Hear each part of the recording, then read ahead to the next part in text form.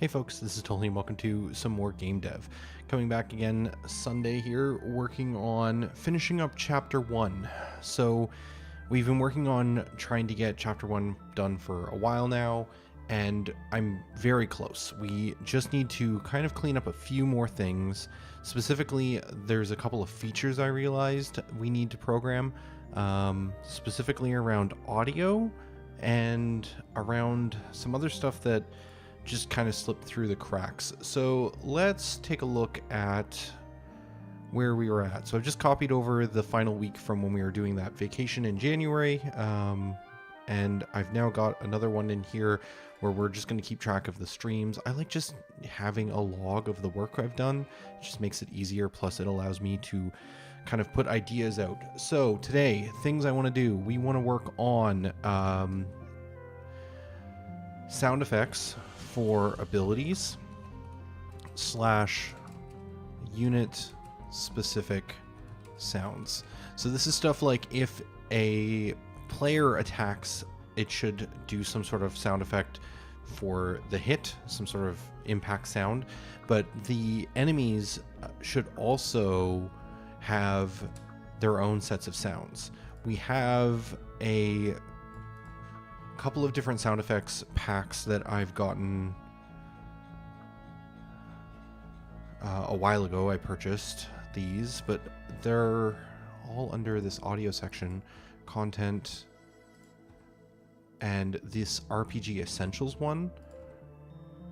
Oh no, it's the same one, but I've reorganized it into some subcategories to make it a little easier to find stuff. So we're going to be looking under here under combat and under characters monsters, because there's a bunch of different monster types, and we have sound effects for slimes. We have damage, death, an idle sound, which I may not end up using, but we definitely want the damage, the death, and maybe we use the land or the jump for their attack, essentially. Well, I just want to try some of this stuff and see if it ends up feeling better or worse, because right now we're just not using a ton of sound effects and the game is a bit empty. We've tried adding some ambience and things, which I want to add more of, but I think adding some different sound effects for the different enemies will definitely help quite a bit as well. Wow, there's even a Demon Lord section. That's fantastic. What else do we have? We have a boar. That's not going to be under monsters. It's probably going to be under animals. That's a pig. Wild boar.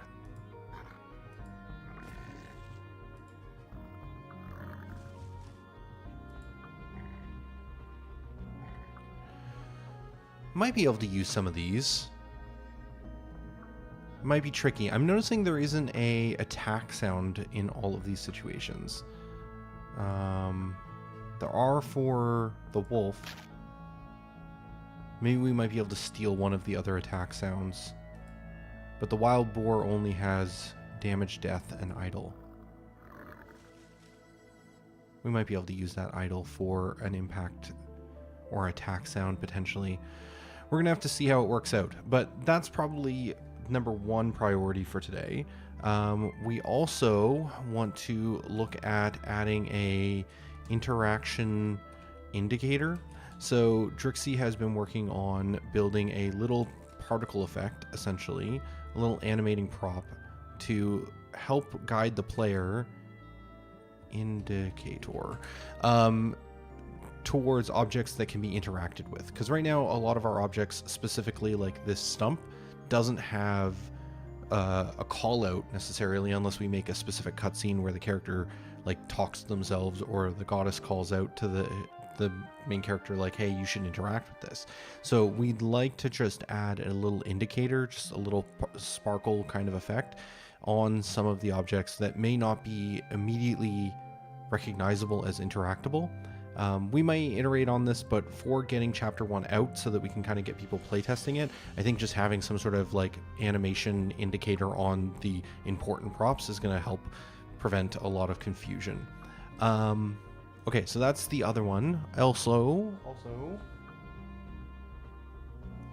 right, there has been some work on the waterfall.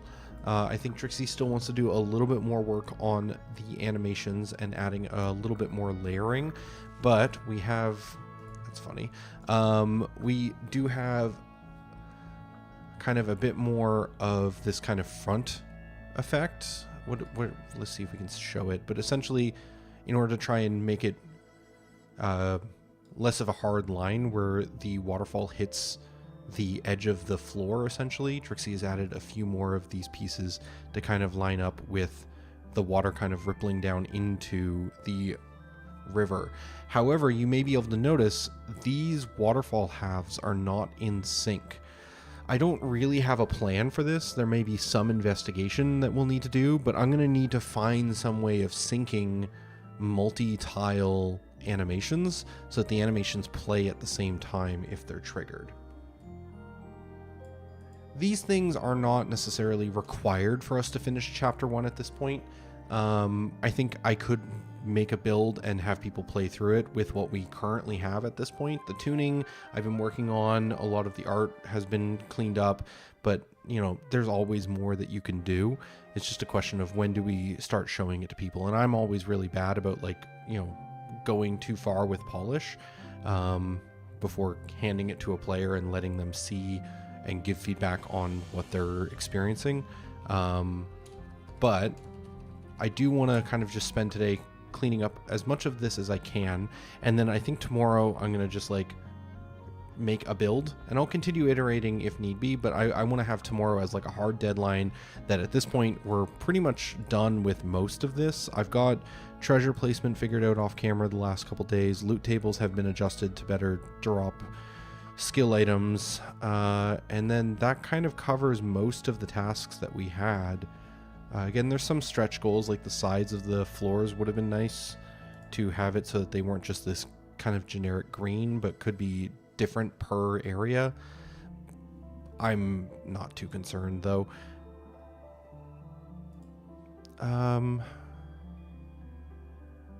Yeah, we've got most of it figured out. It's just a couple of these smaller issues. Sync animations. Right. There are I kind of need to do a dialogue pass where some of the text is overflowing in some situations, and I'd like to write a new system that allows live editing of dialogue box sizes. I'm going to need to put this on a new line. We can currently move the position of a dialog box, but we can't change the size of the dialog box while the game is running. And I think I'm going to want to be able to have that functionality so that I can more easily figure out the exact size and positioning of the dialog box and change it live. And that way we don't have to play stop to try and figure out the right sizes. So I would say this is probably reasonable to try and take a look at today. We may find more bugs and issues as we go. We're going to try and keep track of those. In fact, we should pull up PureRef. Yeah, we have a handful of bugs. I haven't looked at this in a hot minute. What are we at? Where are we? It's been a... Oh, right. There's like issues with the transparency. Plus we're missing it in a lot of the forests. I've disabled this for the time being. We're just going to turn off the VO because it's going to be too much to try and go through and add all the VO kind of, you know, sound effects to every dialogue at this time. This is a weird bug I'm not super concerned about.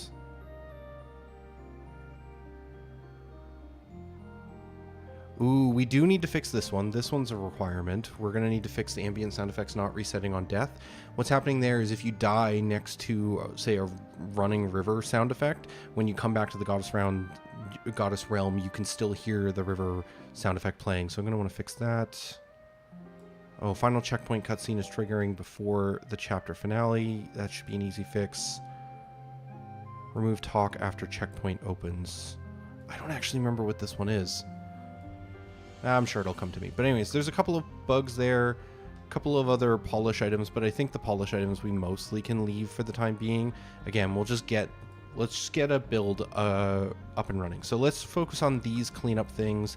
If I don't get all these done, it's fine. But I guess the only one here that is kind of mandatory is dialogue pass.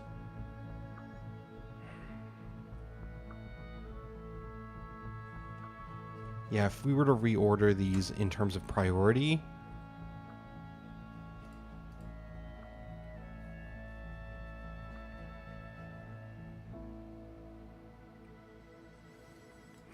I'd probably say it's this. Okay, let's get started. I've done enough explaining. Let's build. Also, welcome Siege Lord. That's a sweet way of making notes for bugs. Yeah, I don't know. I could use other things, but I find just using snipping tool and like grabbing a quick like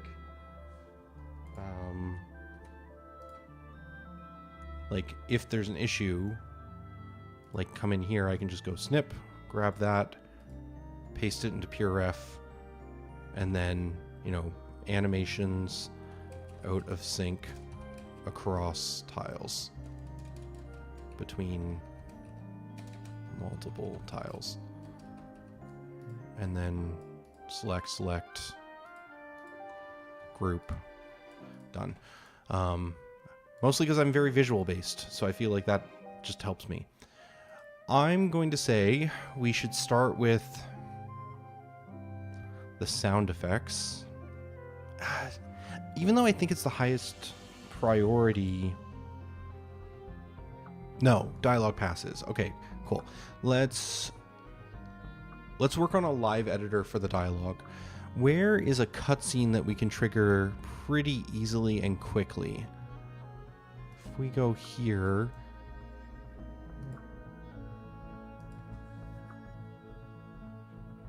this one happens on load. So every time we hit play here, we should be able to see a cutscene.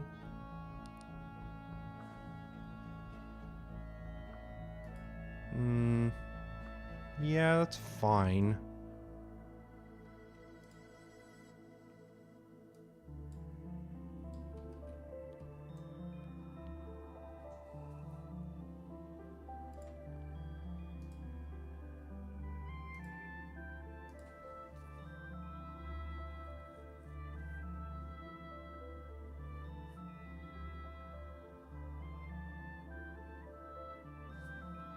If we change this from after Mace to, say, post slime fight, do we get a cutscene here?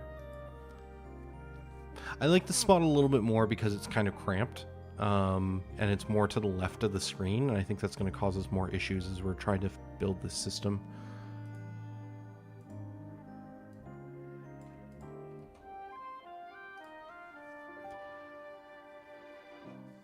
All right, so the question then becomes,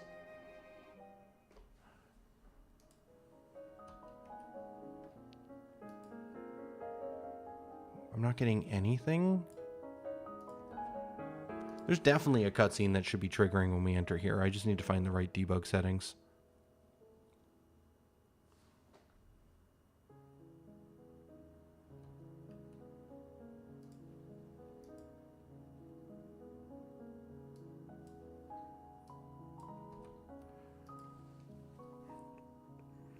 Okay, so what do I mean by live editing? So when we have a dialogue that comes up from a cutscene, there we go. We can see here, this is great. Now I'm in a forest. And what did she give me? If we go to cutscenes for the woods, room F8, this is probably clock tutorial. Yes. If we come into the dialogue assets, they have like a size associated with them. So this is a medium-sized dialogue box. We can also do small and large. If we change the alignment, say to bottom center, we can see that it immediately flips to a new location. But if I change this to small, this doesn't update. And I would like it to change based off of me updating this field the same way that it changes when we modify alignment. This will never be useful when the game is like fully released, but in terms of debugging, it's going to be really great that if I can be in a cutscene and be like, oh, you know what, this dialogue is overflowing, it's too big, or maybe this one just feels like it's got too much white space and we want to go smaller, just being able to like change this here, and because this is modifying the actual game asset, we won't have to worry about like stopping and reloading. It'll just be, we can go through a full playthrough of the game, modify the dialogue in real time, and then when we're finished playing through, we know that we have all the settings saved. So the question now becomes, why is it allowed, or why is it auto-updating when we change this, but not updating when we change this? I have some theories. Let's go take a look. Dialogue. There's a lot of dialogue. Dialogue box. Script, I believe. Yeah, this is me disabling the sound effect. I had this up recently. That's for the VO for characters speaking. We have some hard-coded values associated with some of this stuff, but let's just start by looking at the actual alignment. So if we take a look at stored data alignment, this is deciding where to place the arrow, it looks like. Yeah, this is for the arrow positioning. And this is also used for determining the pivot and a bunch of other pieces. These must be getting called at some regular rate. Anchor dialogue to character. Yeah, there is a fixed update that is consistently updating the dialogue to the character and updating the arrow position, which is why it updates in real time. Is there a similar function for adjusting the size of the dialog box? I'm going to guess no, because I think these are triggered by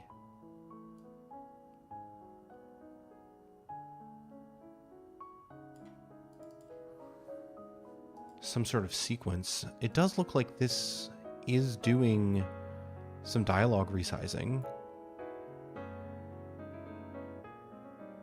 This is also affecting the dialogue size, though. This is actually resizing the size delta. This is updating the size delta, and this is also updating the size delta. Okay, so they're both doing the same thing.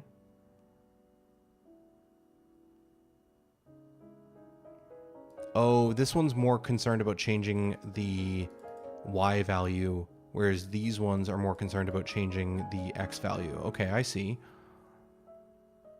But there must be something that actually like displays the dialog box, because when the dialog box appears, it actually like changes size. It like scales up into position. I think I just passed it.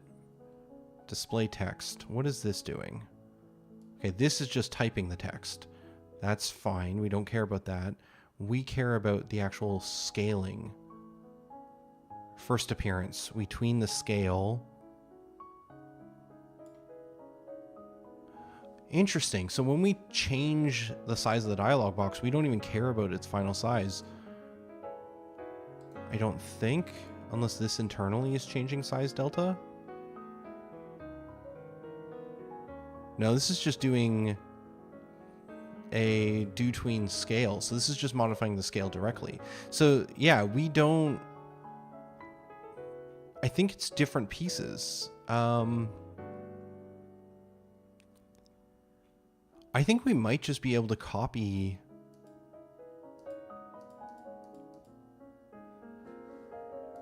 this logic here into our fixed update. It needs the data. Update data. We keep it. We can just do store data dot.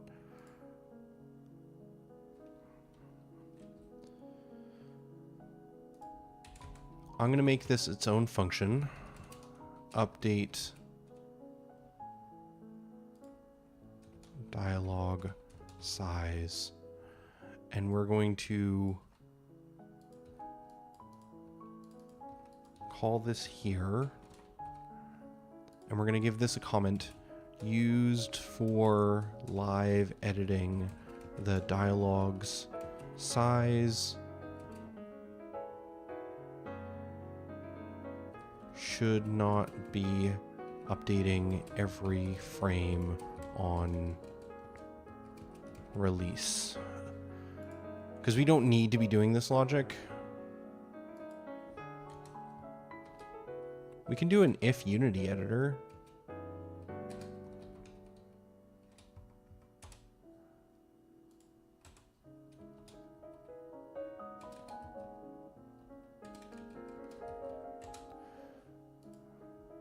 In fact, we can do that up here. So it'll only call this if we're in the Unity editor. Otherwise, if we're live, this will get removed when we compile the build, basically. It won't have this line of code. Sure. That changes the comment a little bit, but...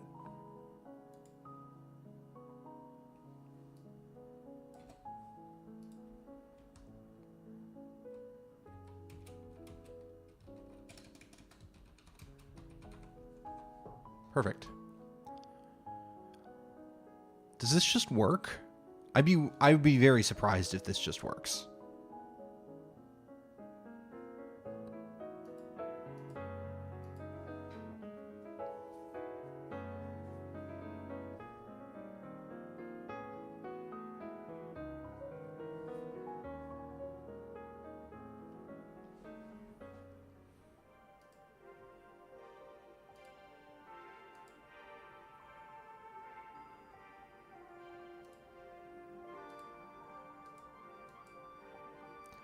Wow.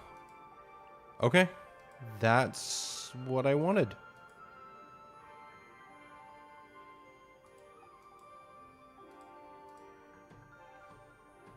That's all I needed. I really thought that was going to be more complicated. I should check, actually. If we continue clicking forward, does the next dialogue still play correctly? It does. Oh, I guess we can try... This is a version with a continued dialogue, so we can make sure that this is still working. This is not.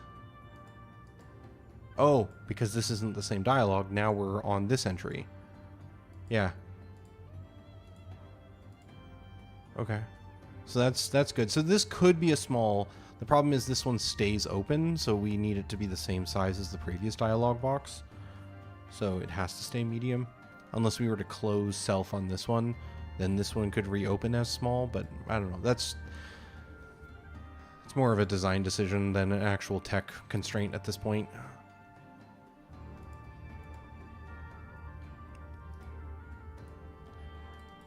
I'm going to say that's good. So we now have a way of live editing the dialog box's size. I don't think I want to do a full dialog pass on camera right now. So we're going to move on to the next kind of cleanup item, and we're going to look at getting this interaction indicator up and running. Indicator. I think Drixie just called it indicator.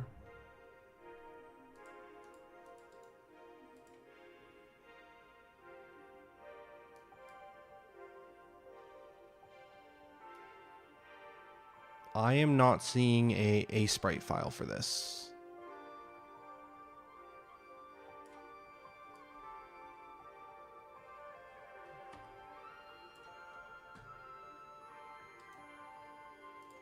I have too many copies of A-Sprite open, but yeah, let's open this here. So this is the indicator, but it's been split out into a PNG.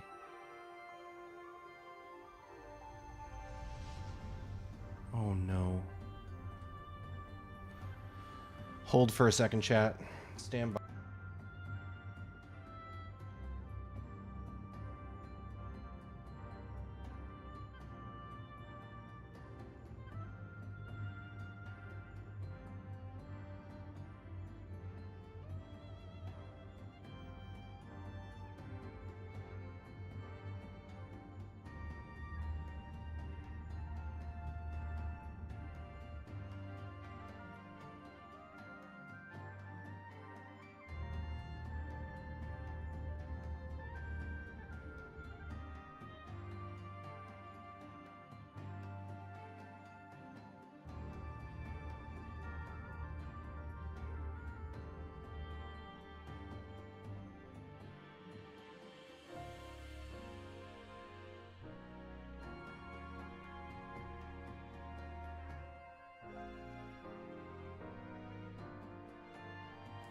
Okay, sorry about that.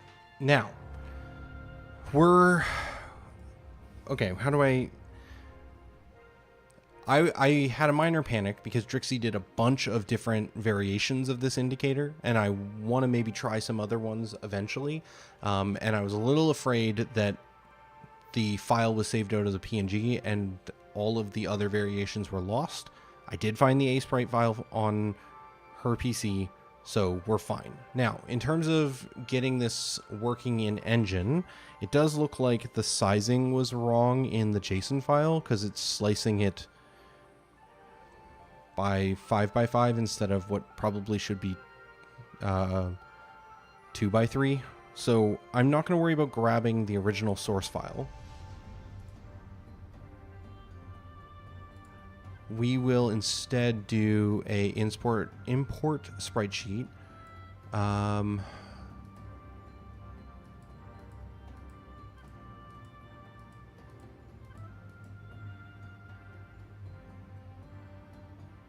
I just drag this?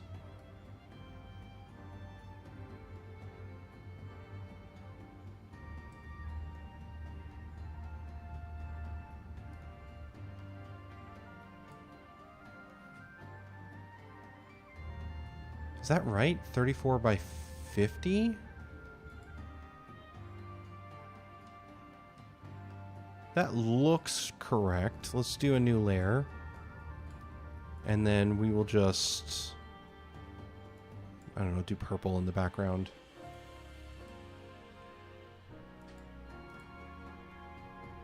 And then, oh, it's been a while since I've had to do this. Link cells? There we go.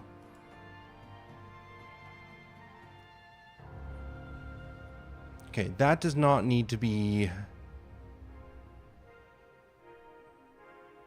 So that is the right size, but it does not need to be this big, I don't think. What is the largest version? Somewhere around there?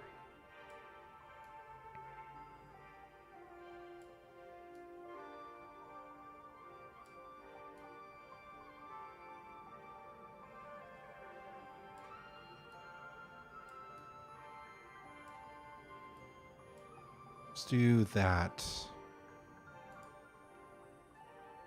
That looks a little too far to the left. Try this. Sure, that looks fine.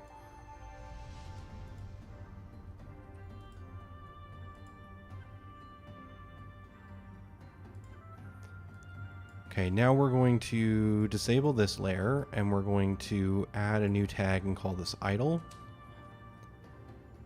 And actually, I probably want another frame at the start. So we're going to add a new frame. We're going to empty it. We're going to start this on frame 2. And then we're going to have the first frame be idle. And then I think this becomes environment_1 is how we tag these. I'm going to need to find an example, but I have a system to just like occasionally play an effect on a random cadence, and I call those environmental effects. So I need to find an animation example of an A-Sprite file. The grass, maybe? No. Moth? Yeah, this is one that Drixie was playing with. So capital E environmental_1 looks to be the correct naming convention. So then if we save this, I'm going to save this as a A-Sprite file so that I have a copy of it. I don't think we need a blank frame at the end because this is going to loop back to the blank frame when it's over.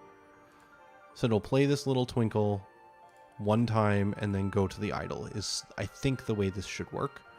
So we'll export this sprite sheet again. We're going to send this out to overwrite the indicator PNG and the indicator JSON. We're going to make that an array type data, and we will do packed. It's hard to see because the gray is similar to the A-Sprite gray, but I'm guessing that's fine. And then we will export. We're going to head back into Unity. Forest. We're going to slice and animate the props. So that should go through and find the indicator. Where does the indicator live? It looks like it's not in the forest. What folder did this get put into? It's part of global. That makes sense. So we'll slice and anim that. Okay, it got 2 sets of animations associated with it. And that is defaulting to idle with the ability to transition to environment 1 on trigger. Perfect. That looks good. So then we can do create props, and that should generate a indicator prefab in the global folder. Up here, global animating props indicator. If we come in, this should have the environmental prop script because it recognizes one of the animations is environmental based. And it has it on a slight delay of somewhere between 5 and 15 seconds. Let's make that between 5 and 7 seconds. And then loop range, loop length range. I might need to add tooltips to these because I do not remember what all of these are doing. Oh, interesting. If the animation is of type bool, it will loop that animation. By default, it is a trigger. Oh, right. If I added underscore loop to the end of this, it would have been a looping environmental prop. But because it doesn't have... Because this is a trigger, none of these parameters will get used. Let's add a tooltip for that.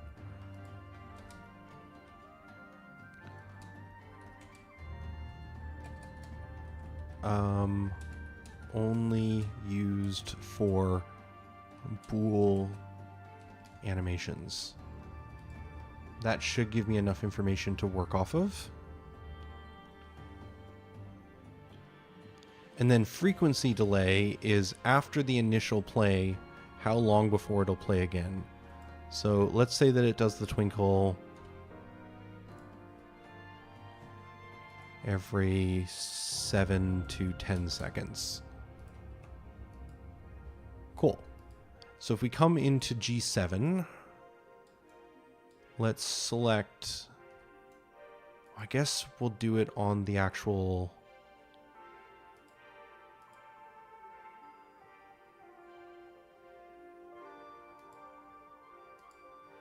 interact. Does this scene not use global? It does. I need to populate with the new object, I think. And then if we change this to the indicator that we just created, that should exist.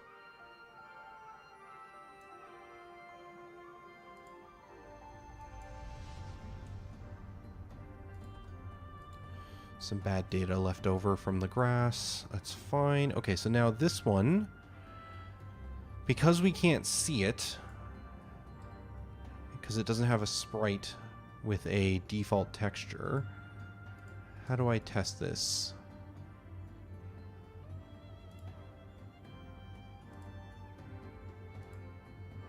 I could give it one of the random frames so that we could see the effect.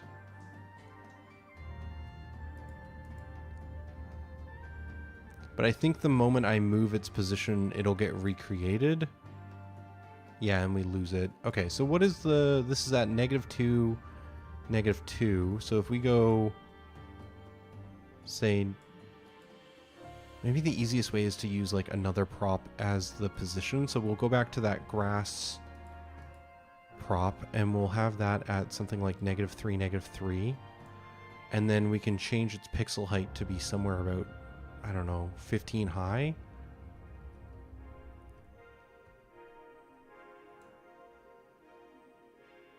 I think for every pixel I go up, I need to move it more to the left. Oh, I don't quite remember how this works. There's some math that what I need to do is I need to make 2 different height values, or maybe a bool for like something that can handle having it slide up, but doing the math calculations so that it maintains in line with the camera. Okay, let's just try this. I'm going to hit play. Yeah, let's... Actually, can I just do it here? If I change my camera settings to match the current dungeon camera, we do game object, align view to selected, and then turn off the gizmos. As soon as I scroll, I think it breaks the view.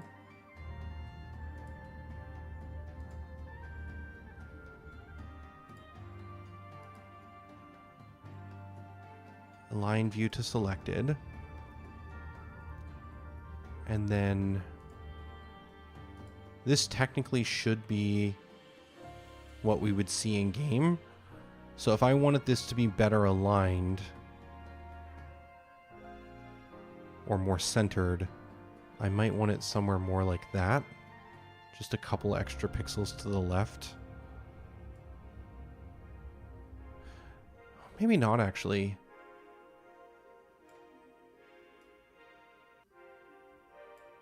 I'm going to try that. I think that's going to be fine. I thought that this was going to be sliding off to the right or to the left based off of the camera perspective, but it looks like it's actually fine.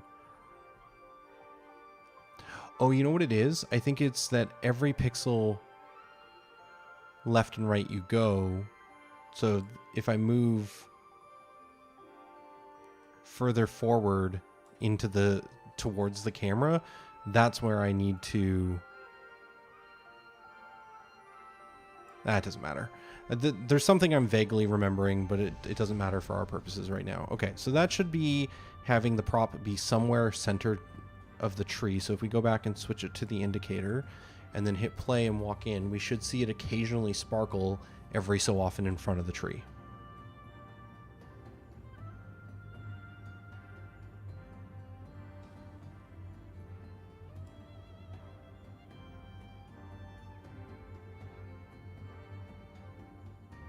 Maybe. Ah, there it was. Very quick, though.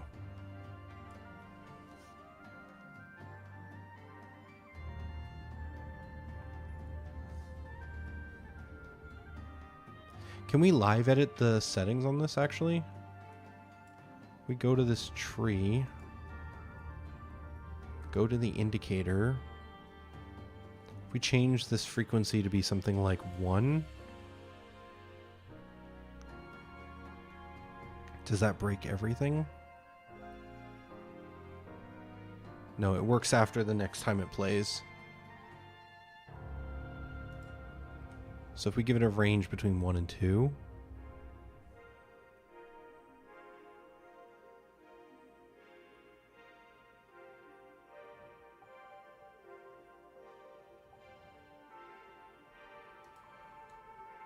We do like 2 and 3.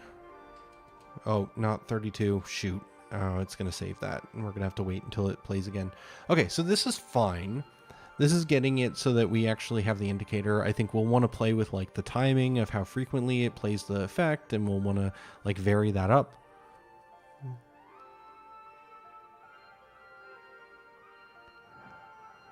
The next part of this problem set is that when I knock this tree over... Yeah, okay, I'm fine with 2 and 3. If I knock this over, though, which, oh, by the way, Drixie has done a log path. Instead of this just being a brown tile floor, it actually has a somewhat more representative log. I think she would like to add more depth to it. Currently, as it is a flat decal, we don't get any kind of, like, shadowing below. or at least not a lot of shadowing because of the way that we do the pixel perfect decals. And then the edge of this is like Trixie's trying to make it so it has like some depth while being flat, but we may just need to add like a little bit of a small 2 or 3 pixel prop on the edge to really help sell it. But I don't know, we're gonna play with that. But the point I want to get to is that this sparkle is still remaining, so we can't just have this be a prop that is always playing, because we need to control it to only be active, I think, when the interaction is active. That makes the most sense to me. So, how do we fix that? I think the animating prop should be auto-generatable by the interaction tile if we set something. We have a tile type in here, right? Yeah, so what if we made a new type of data, which could be a enum inside of here, which could be enum interaction indicator type. And the first and most obvious one is none. Wow, thanks. I appreciate that. The IntelliSense, very helpful. None.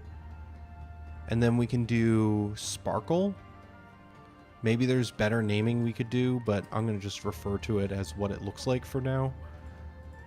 And then we can just give this a new interaction type, which is indicator type. You know, because this is inside of the interaction data, I think indicator type is probably just a shorter, better name. So now this has none. If I set this to sparkle, how do we make it so it actually generates a prop because of that?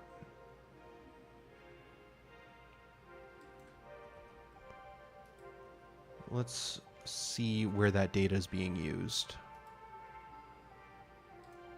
Tile type, how does that get used?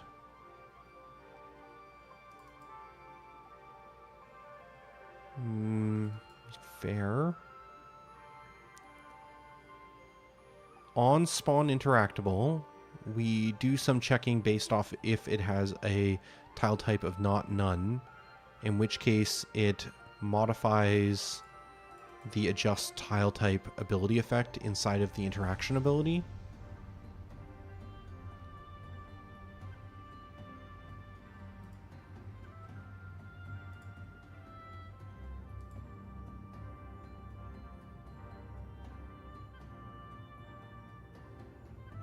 I forgot I built this functionality. What is this thing doing? Adjust tile type. Position. Oh, that's cool. As part of the interaction, it can update the tile to be walkable. I forgot I built this, and I think we've been just building it directly into the cutscenes. Yeah, we can definitely improve. Because we need to modify, in this situation, 10.6 and 11.6 to be walkable, because we're modifying other tiles as part of this interaction. But technically, 12.6 could be automatically modified just by changing this to walkable. That's cool. Okay, same thing here with the indicator, though. We want to basically do the same thing.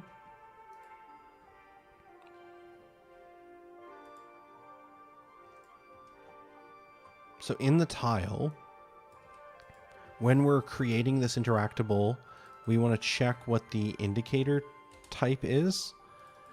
And if that does not equal none, we're going to want to check what type it is.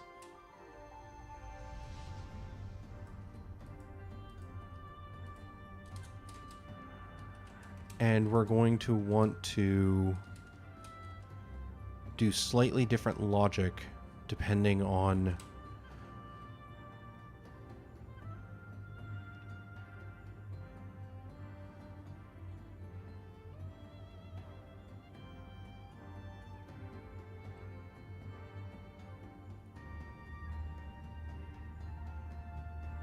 yeah, we're going to want to load a prop, basically.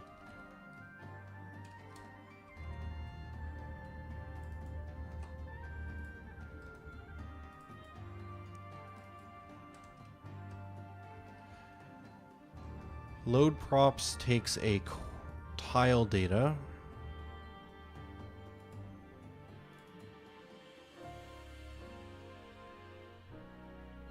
Which is the first thing we do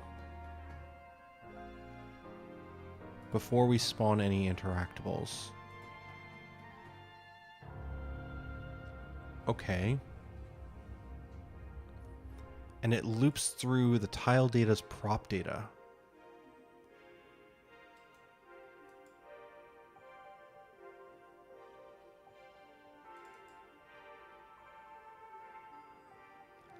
How does the interactable spawn stuff? Because the interactable spawns...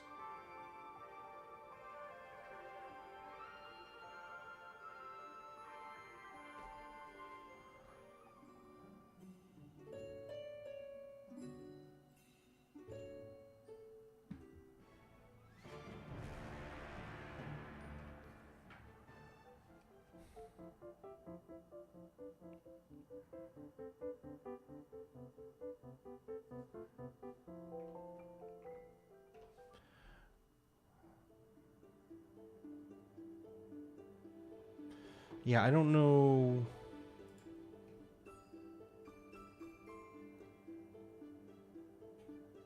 How does this data get used? Because this has prop loaders. How does this get passed through?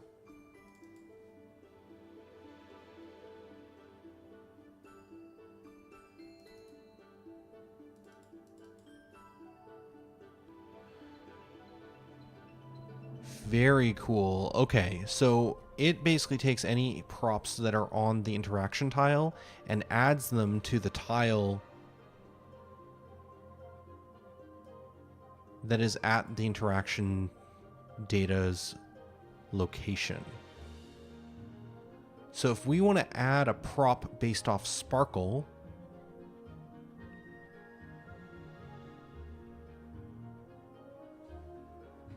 we would just need to have a preset prop loader. And the reason I'm doing this rather than just like creating one is it's going to be much easier if in the long term we have like a list of different indicator types. Like if we're talking to a NPC, we might want to have like a little dialog box appear above their head if they have some sort of like interaction that, you know, we want to call attention to. So like just having an indicator type for this interaction is going to be very helpful opposed to having to manually set up the animating interaction we want every single time.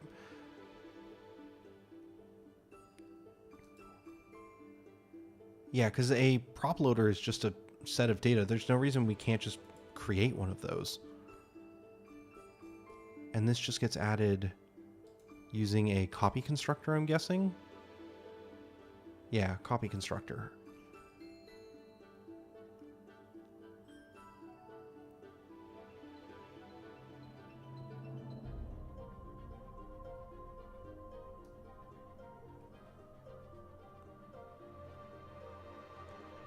Is set. Yeah, that's just specific to that. All right. So then all we have to do is check inside of the interaction, the interact tile, check whether or not the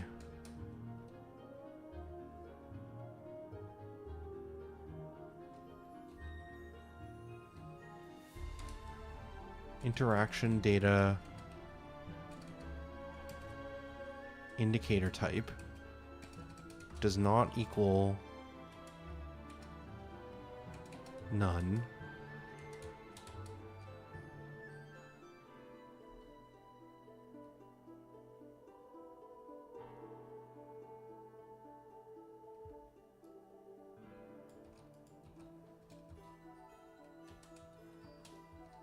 Add a new prop loader, which we can copy construct from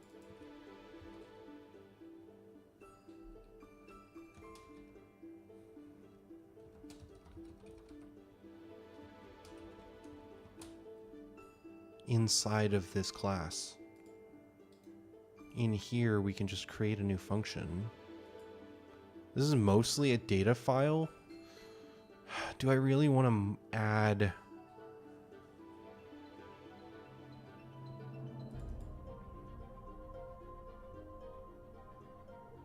I don't want to add functionality to this.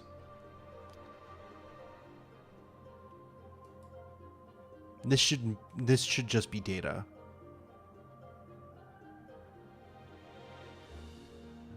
Their interaction tile can do it. This is a perfectly fine class to have this functionality in. So we can do a public void get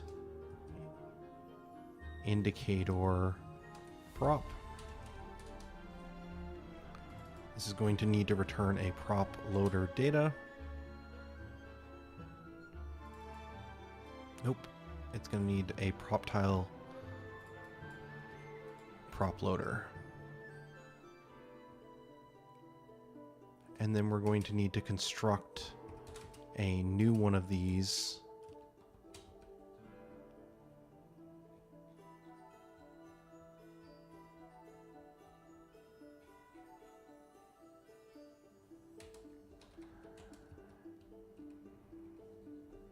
And we kind of need a default.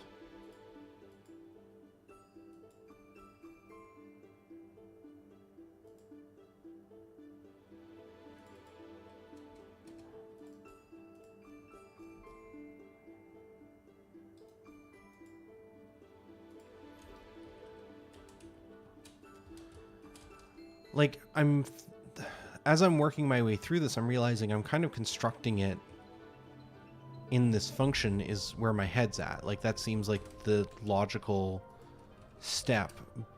But as I'm typing this out, I'm realizing this also seems really weird. Like, why not something else? What am I missing? We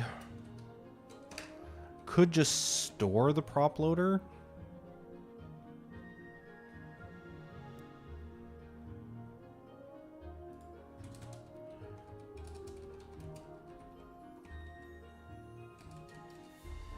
Prop tile.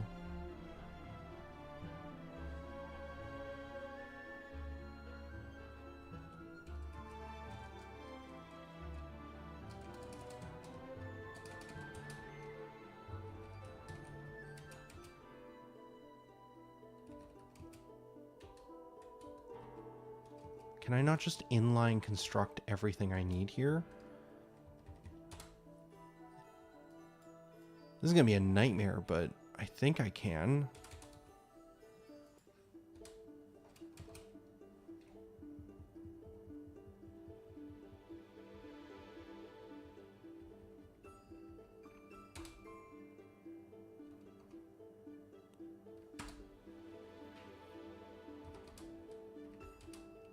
What is the most important pieces of information we need?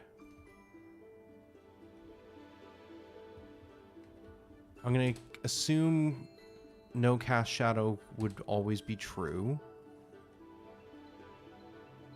Custom offset.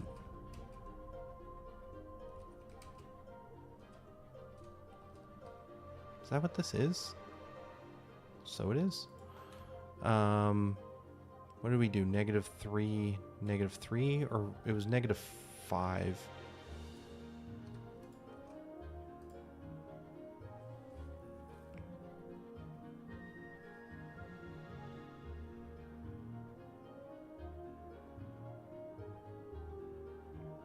-4. It's a billboard. It's flipped. Actually, let's look at it in its base form, because this is kind of like a modified set of data to make it more readable. But I kind of want to make sure I get everything right here. So, yeah, see, this is why. So it's actually +3 on the X and -4. So I just modify those values to be more readable in the UI. Depth, right depth, I'm assuming those need to be modified. That might just be UI based information that we don't need to worry about, but I'm going to make everything match. -4, -3, no cast, direction north, none of that should, any of those other values should matter. Preset custom, prop type billboard might matter.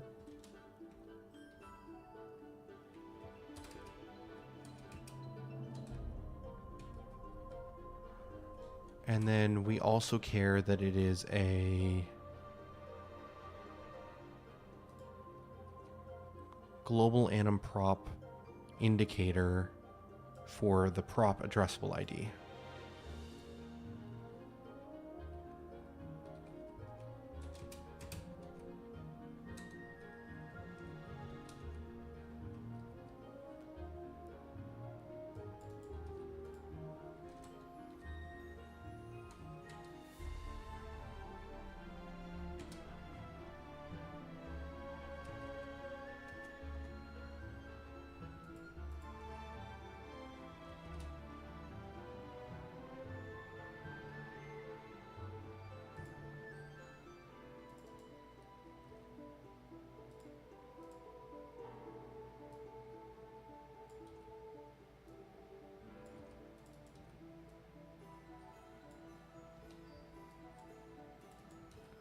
If we just do...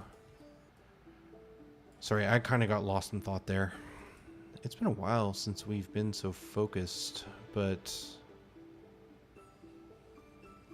I feel like this is going to work. So we can set this to null by default.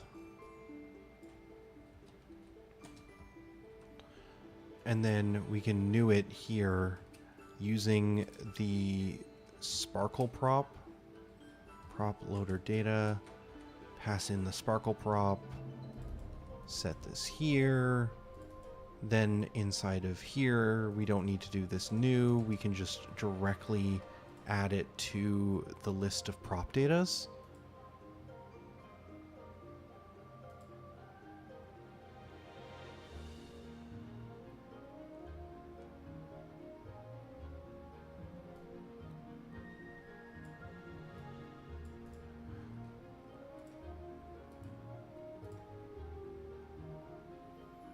I feel like this could be a try get instead.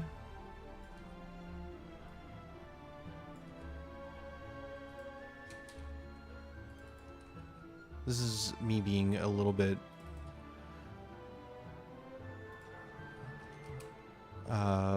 overkill on this, I think.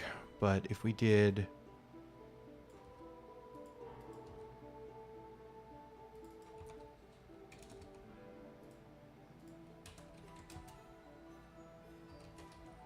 this instead, this is just going to look a little bit cleaner. Reverse that.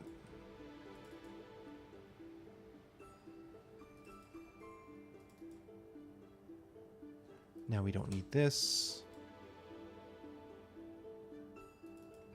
And we can just make sure that we default it to null at the end so that it won't complain that we haven't set the out value. Cool. And now this can be just a... wrong file. If we just do this, we can do a try get, and we can do a prop loader data.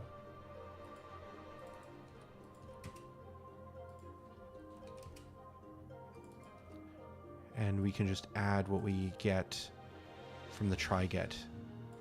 So now we don't have to worry about accidentally returning null or getting into some sort of out of sync issue, we will just guarantee that if we come into here, if it finds the indicator type to be something that is valid in the switch statement, we will set this data and return true, in which case it will then use the data it gets to add that prop data to our list of props, essentially. Otherwise, if this returns false because it didn't find anything in the switch statement, it won't add anything and it'll just move on. So we don't accidentally add null to the list. Cool, just a little safer. Now, next. That'll make it so that the sparkle will appear.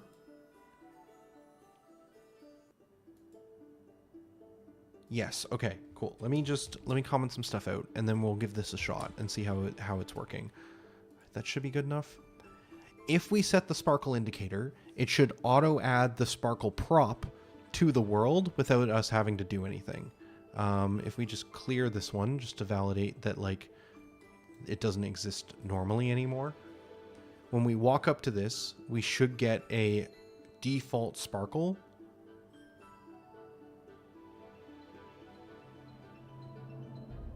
Oh, I saw some errors. What's the problem? Failed to find a tree. That's wild.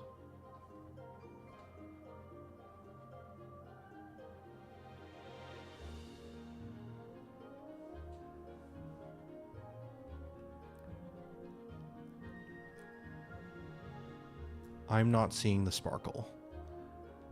Is the fail to find the tree because somehow it gave the wrong data?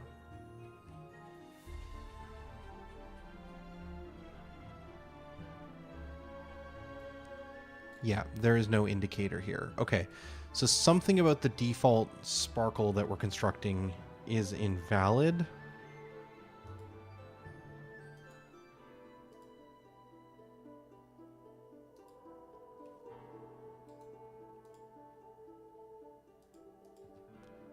We're gonna attach debugger and see what exactly is being generated from this. I'm gonna just move something slightly so that Unity thinks that I've modified the file. Oh, interesting. The required flags was null. Ah. Okay. That makes sense. So that is just something that we are not constructing in this list. Required flags. That needs to equal a new list of required flags, even if it's empty. It's possible we're missing more information that we need to be initializing.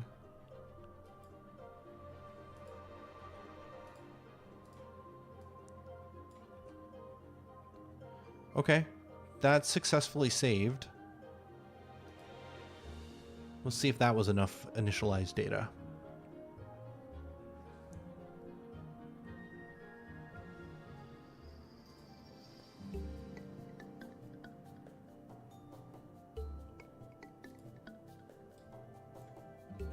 Okay, I saw it. I want to modify this indicator so that it appears more frequently.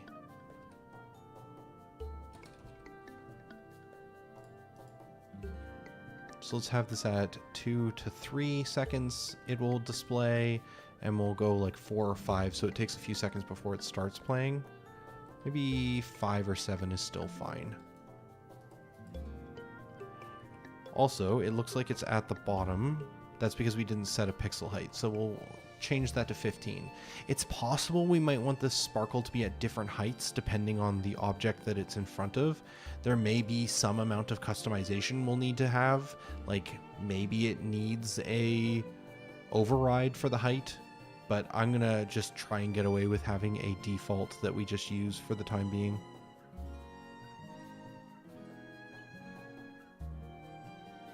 Did I not save?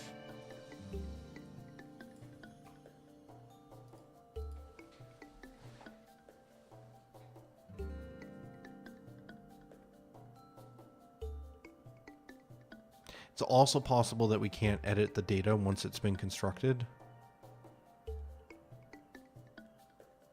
Oh no, okay, that worked.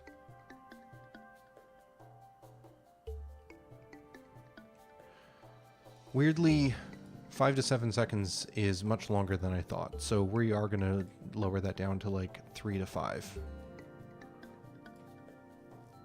And 2 to 3 might be too frequent, but I'll narrow in on that based off of just vibes, I think.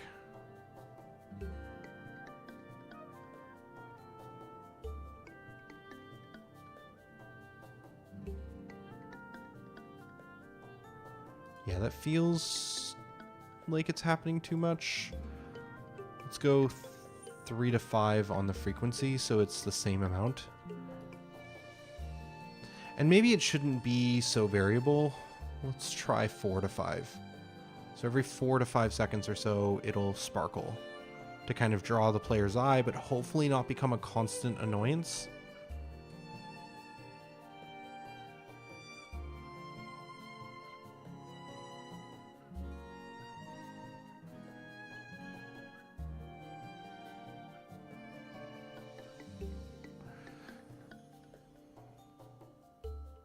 Yeah, I don't know. It might need more work, but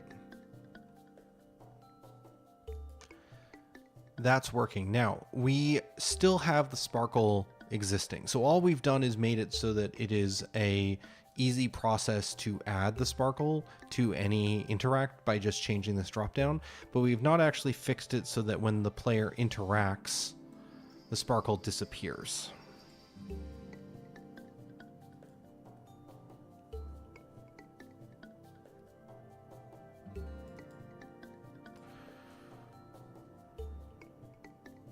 Because we're handling the creation of the prop at like the data moment,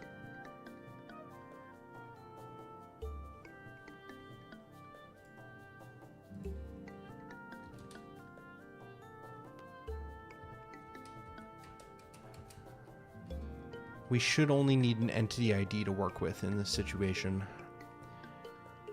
Now, the entity ID will need to be constructed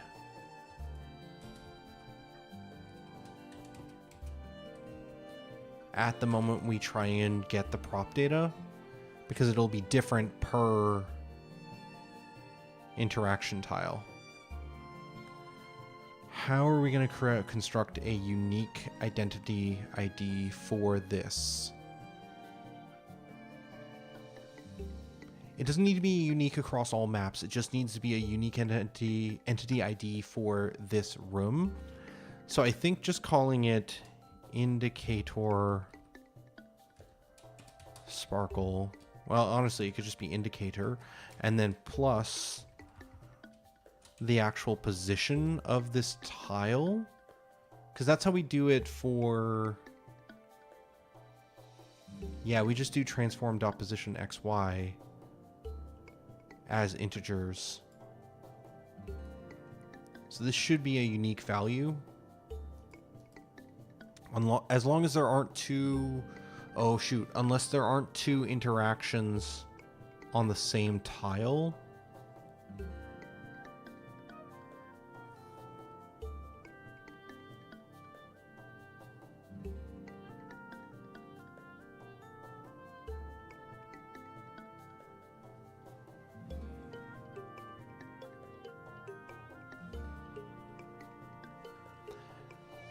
When do we want this to be shown?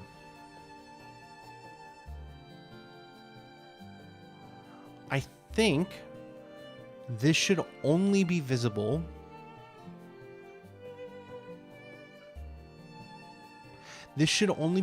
at the moment that the player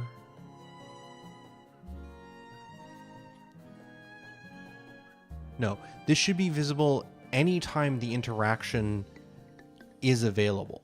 So if the player can perform the interaction, we should show the sparkle. If there is no indication needed because the interaction's off because you've already done it, or because you're not in the correct state where the interaction is even functional, like there isn't a flag set that's required for that interaction, then we shouldn't show it. But if it is available, then we should be showing this prop. I was thinking I wanted to turn the prop off as part of the interaction, because that's what we're doing here for like the tile type. We're saying when the ability is performed, the interaction ability modifies some stuff. And I was moving along the same premise, or kind of taking this as a template, but that's not quite what we want. We don't want to just turn off the sparkle or the interaction indicator when we do an interaction. We want the visibility of this prop to be 100% determined based off whether or not the interaction can be performed. I don't know if we have tech for that. That might be a whole new problem. Because we spawn the prop based off of a specific, like, required flag. So we say, hey, you need to have this flag to be not started in order for this prop to load. And this interaction data has a required flag of mace pickup being completed, so you have to have done this. And then you can't interact with it again once you've interacted with it once.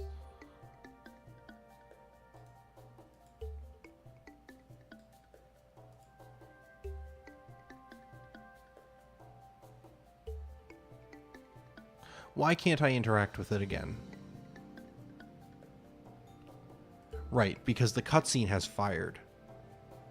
Okay. It checks to see whether or not it can perform this cutscene, and if this cutscene cannot be performed,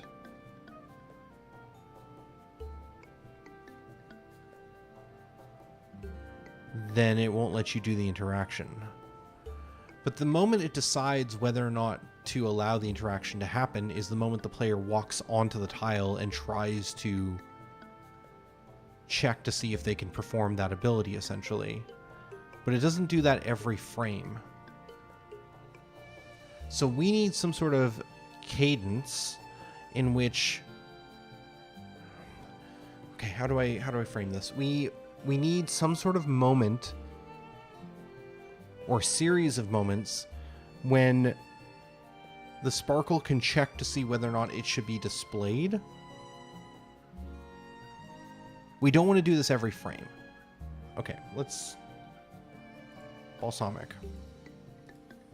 I'm gonna just grab one of these dialog boxes and bring it down here and just draw the idea out. If we have the indicator prop, right? And that's, in this case, the sparkle. That exists.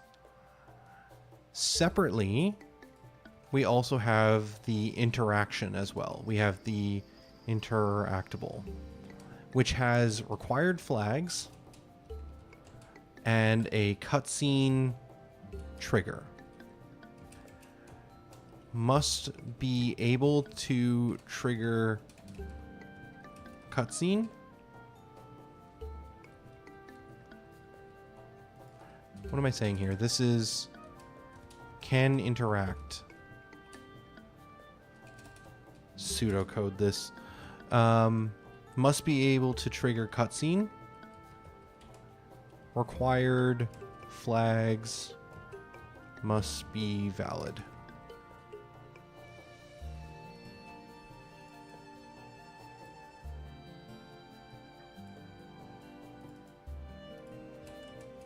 Is visible.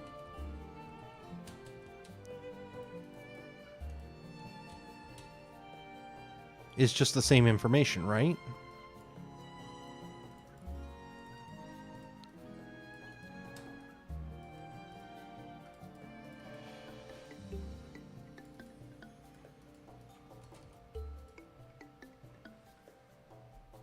Yeah. In order for the interaction prop, Sparkle, to be visible, it needs to check whether or not the required flags and the cutscene trigger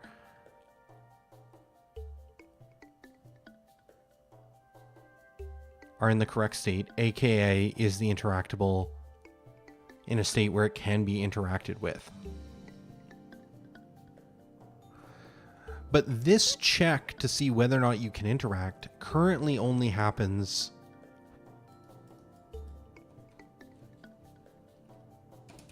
on tile enter. That's the event. That is the moment that it decides and checks can interact. When you enter into a tile, it checks the forward facing of the player, sees if there's an interaction on that tile, and if there is, it will queue it up as an ability you can perform by hitting the right trigger. The difference here is this is visibility is constant. By default, at least. Like, we constantly need to know whether or not it's visible or not visible, because the moment it becomes visible, it should become... you should be able to see it. I'm trying to think of another way of saying visible. But I don't want to be checking this information constantly. So then the other option is checking the moment these parameters are changed on required flag changed.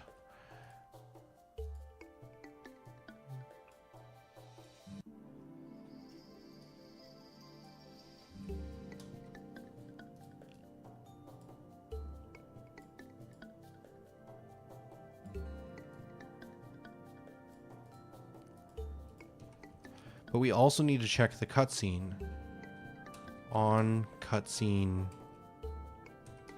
triggerable. This one is nonsense. We have a function to see if a required flag has been modified. So if the flag that is being associated it has been changed, we have a callback. We can say, hey, that flag's been changed, notify things. But on cutscene triggerable, that's not so straightforward.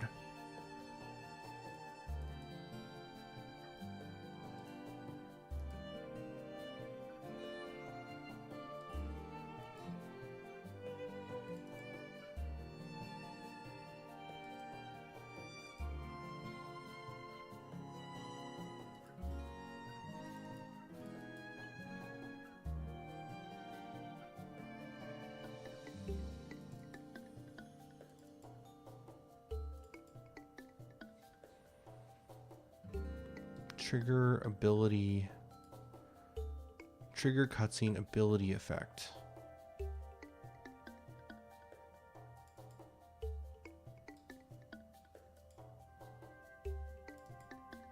There has to be somewhere else this is being used.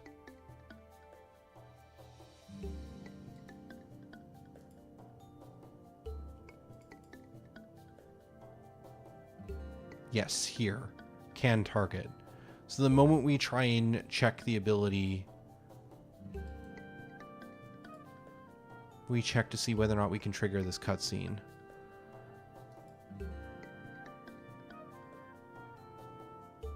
Logical next question is, well, when do we check whether or not we can target something? And that's a little more complicated. That happens in a lot of different spots.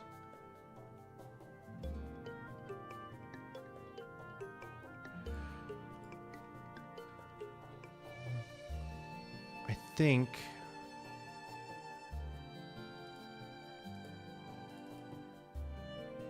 check for interactions. Update interactables.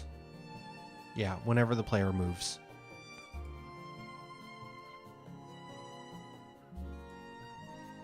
If they're moving to a new tile, update the interaction. So it's all a single moment. There's a single spot where we say, hey, the player has moved onto this tile. Check to see whether or not the interaction can be targeted, which will check the required flags and the cutscene triggers. But it all happens in one moment on tile enter. Or more accurately, on move.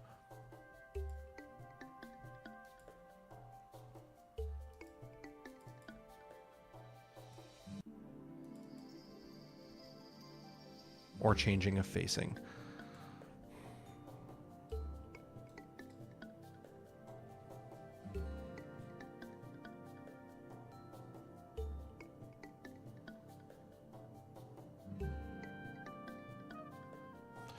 Do we never toggle, like, we toggle on these tiles,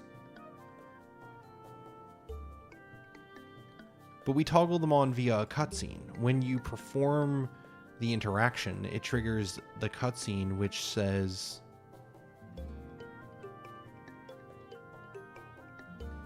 play some animations and then turn on these props, essentially. And by default, they are off because of this required flag, but that's not something that changes every frame. That's something that happens on entering the room.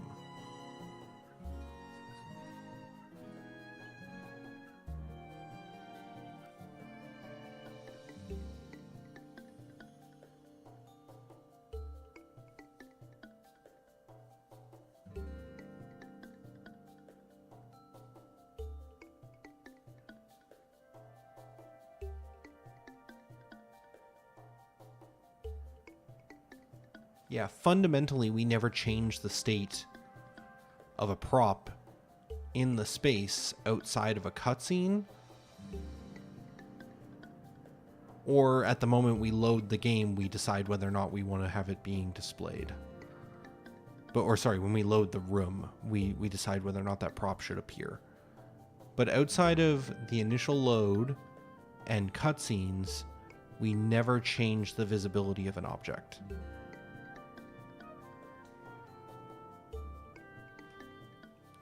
So then the question becomes, is there a way that we can have the sparkle follow the same logic? So when we load into this room, we should be able to know whether or not the interaction is available.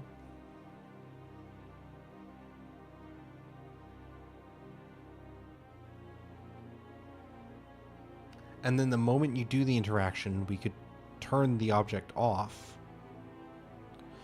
The problem we're not catching, or the point that we are not going to be able to account for, the thing we're not going to be able to address is if the sparkle indicator needs to be visible because you've done something else in the scene. So, like, for example, if the mace pickup in a hypothetical world was right here, and we wanted you to pick up the mace and then have this be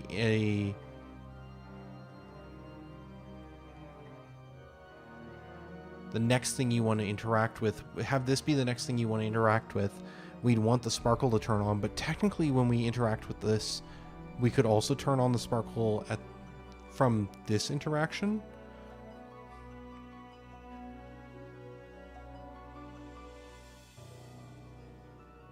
Anything that would change the flags of the game or change whether or not a cutscene can be triggered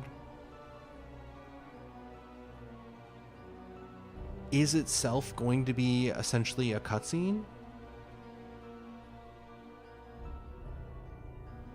But it just seems really weird to me to have to, like, chase around this indicator and constantly be checking whether or not, like, I don't want to have to write code all the time that's saying, oh, now that you've done something, turn the indicator on. I wanted to just know if the interaction is valid,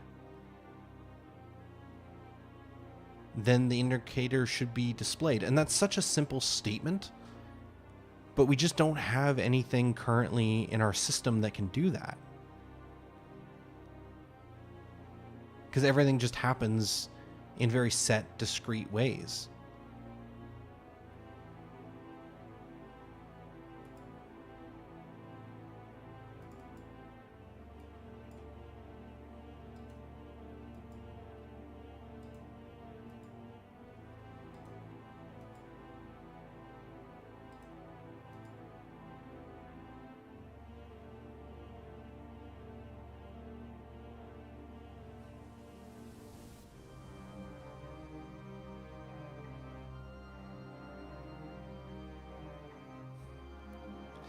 Yeah, I think making it so the interaction prop, the indicator for an interaction, making it so it's visible based off when it's interactable is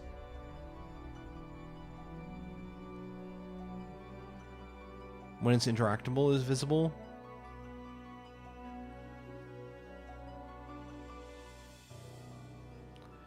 Is tricky, not because of the required flag,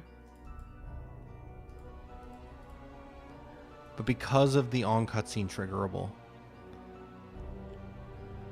Because the cutscene trigger in some cases uses required flags internally. So there's like a chain effect of like the you can have required flags for the interaction, but the cutscene that you're trying to trigger can have its own required flags. But it also has the is it completed / repeatable check that it needs to care about. And whether or not it's currently active can also make it so that you can't trigger it.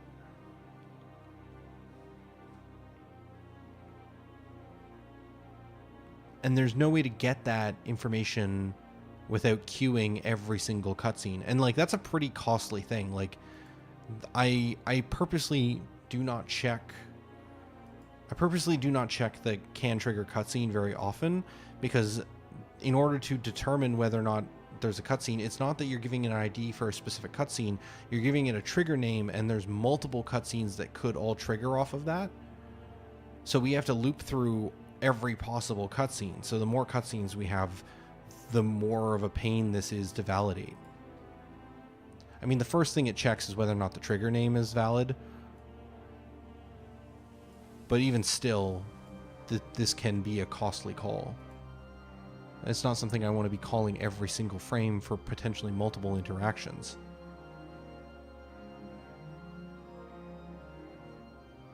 I mean, I could store all possible cutscenes that could use the trigger name that this interaction's going to call.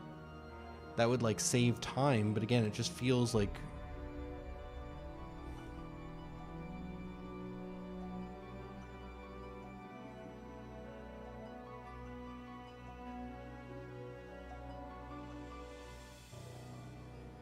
okay, we're going in circles.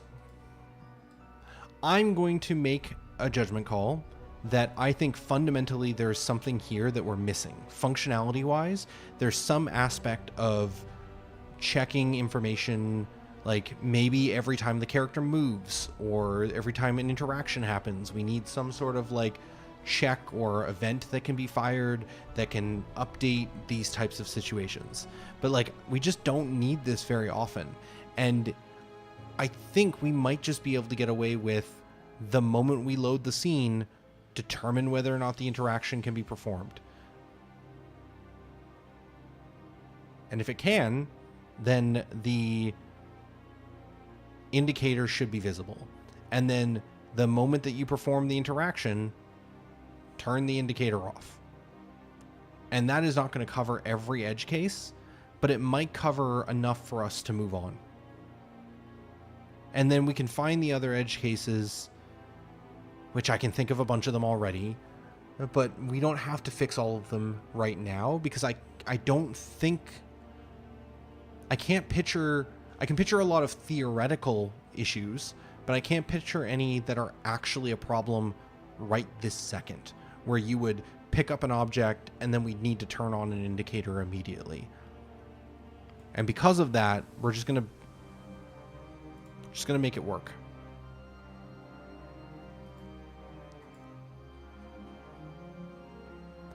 So we're going to go all the way back to where we started here. And we are going to create a new ability effect.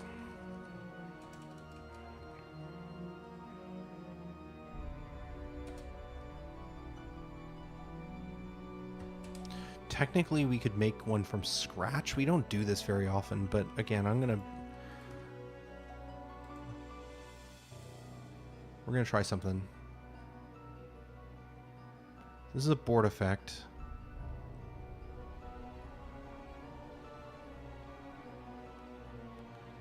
Is this a cutscene? kind of item related. More prop related than anything. We don't really have a folder for that.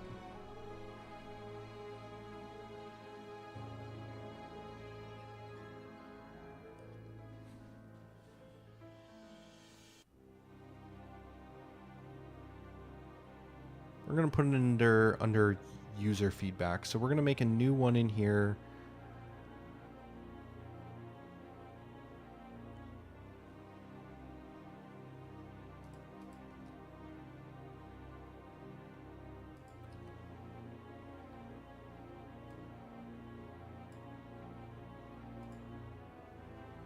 We're going to make a new ability effect, and we're going to call it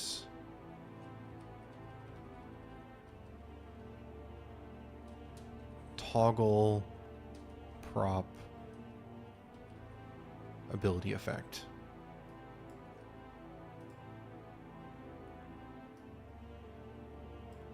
No, don't do that.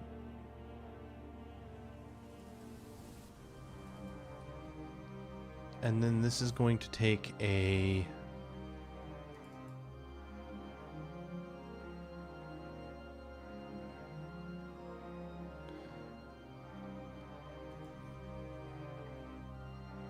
No, this is just moving, turning off an entity is all this doing. This is just a set active ability effect. Yeah, we don't need this. We can do this with what we already have. So we want to make a new set active ability effect.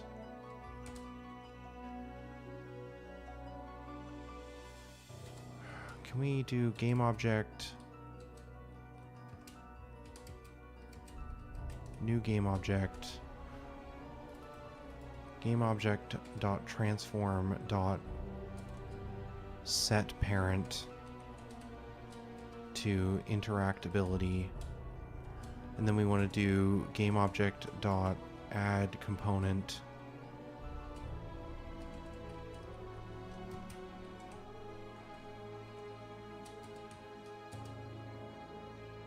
set active ability effect. Does this return a reference? It does. So we can do this.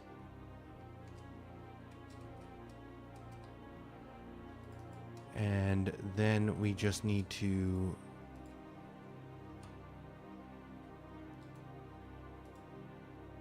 modify the entity ID to be equal to whatever the interaction data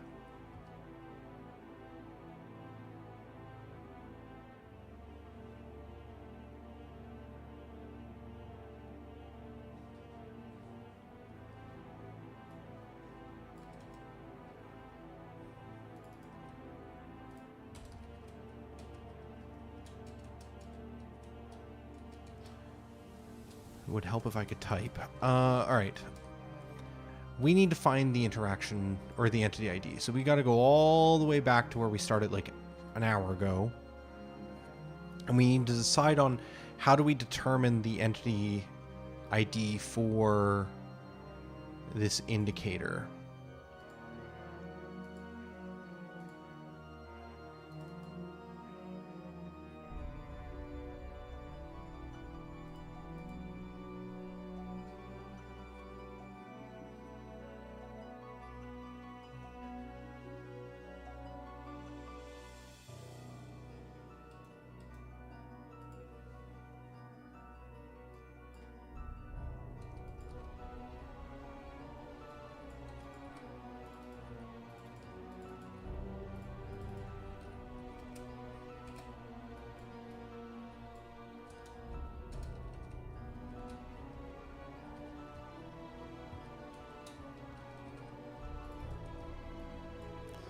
We're going to store this information inside of the interaction data rather than storing it inside of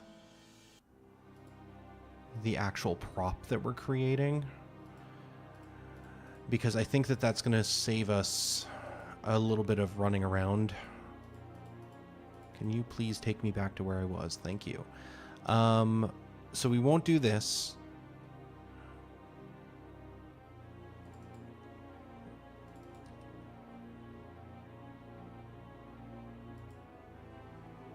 Oh no, we need to do both. We need to both set the entity ID in the prop, but we also need a reference to whatever the entity ID we create is inside of the interaction data, so that the tile can have access to this entity ID as well. Because then we can come into here and we can just do interaction tile interaction data dot indicator entity ID.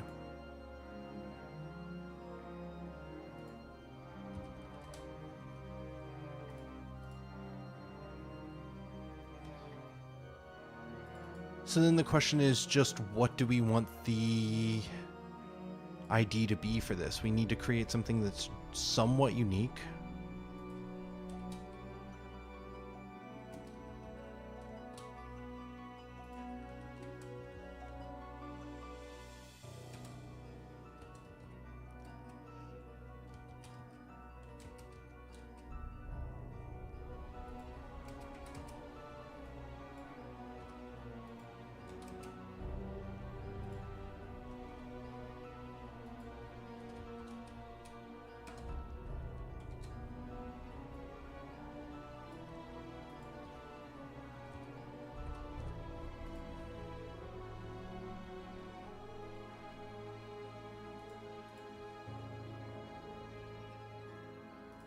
What else could we add to this?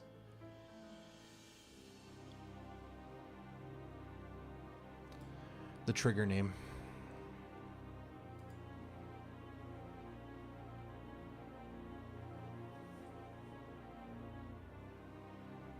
Yeah, okay, got it. So what we'll do is we'll add the position of this object, and we will also add whatever the trigger name is. We'll add it to the front.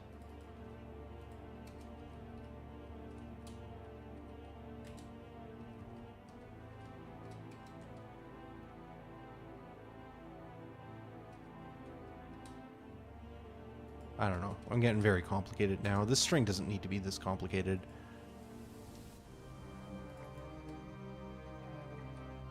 It can just be indicator.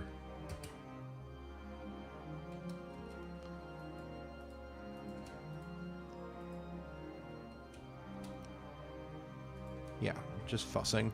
All right, so we'll save the trigger name underscore indicator underscore the position as the Sparkle entity ID. And if there is another interaction with another interaction on the exact same tile with the exact same trigger name, we'll run into conflicts. I'm going to hope that that's not very frequent, and I'm not going to spend a whole bunch of time thinking about it like I did earlier. We're just going to build. Okay, so in theory,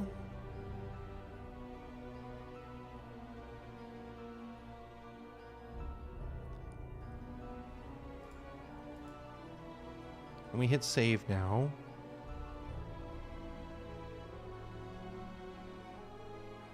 I should expect to see this being modified.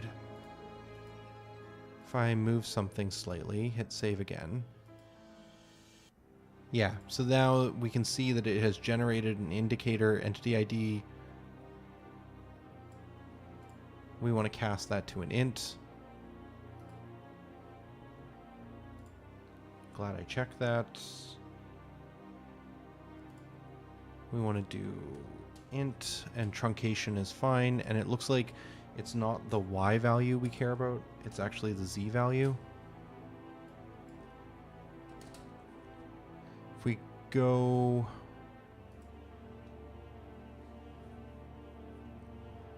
I have too many files open. I basically have the whole project open.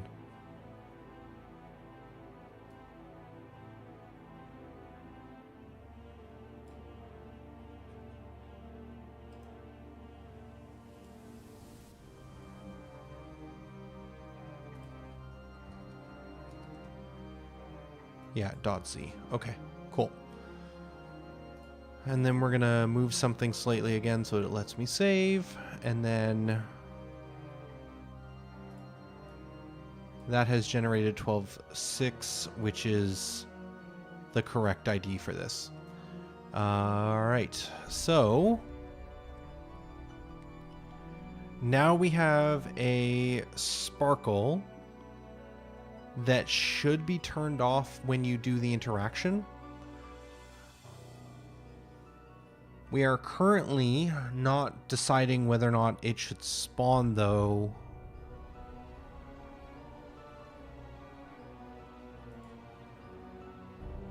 Which we'll have to figure out as well. Okay, sparkle is displaying. I can see it.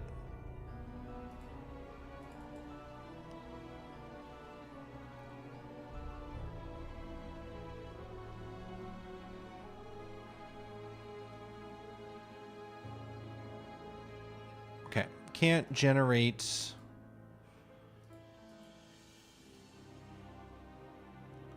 a ability effect that easily. It doesn't like the fact that some of these things are not initialized. Because when we create a new ability effect, normally it's on a game object, and so Unity does some magic for us and generates some of these pieces.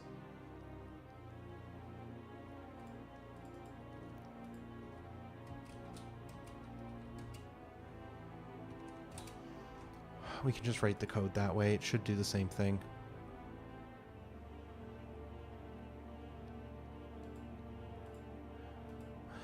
Ideally, I should go into each of the interaction prefabs and add like a ability effect to them so that the prefab actually shows the information and it's not being generated, but in this particular situation, I think it's fine.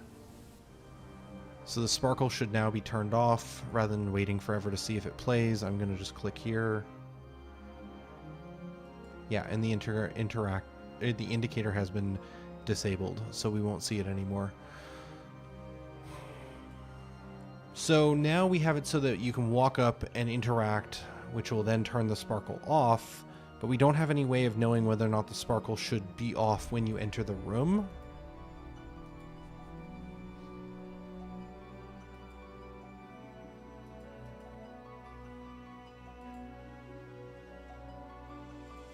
We could just give the required flag of the interaction data.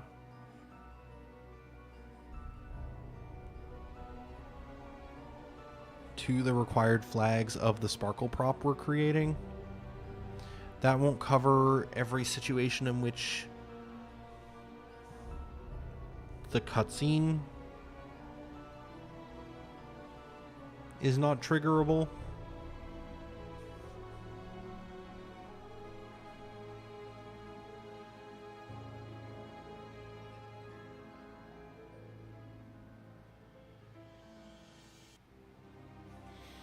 I don't know what all the ramifications of that are. I'm just going to build it.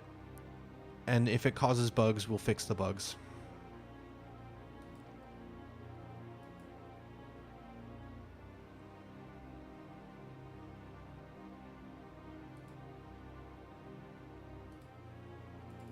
So in here, when we are getting the prop, we should also do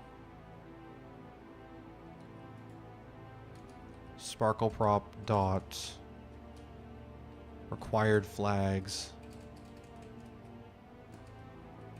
is equal to a new list, and then we should loop through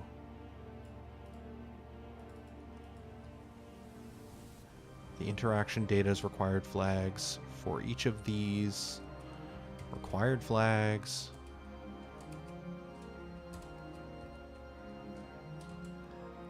We should do sparkle prop dot required flags dot add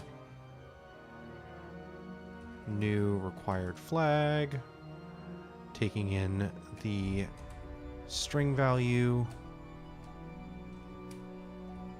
aka the flag ID, and the status.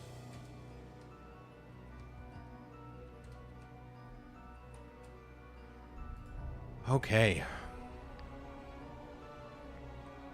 So then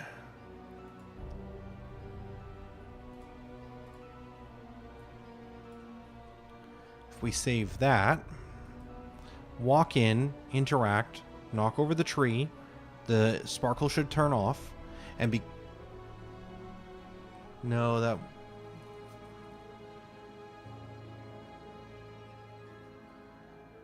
Okay. So if we knock this over, the sparkle should turn off, which we can check to be the case here. It is gone. It is disabled. And I was thinking if we leave and come back,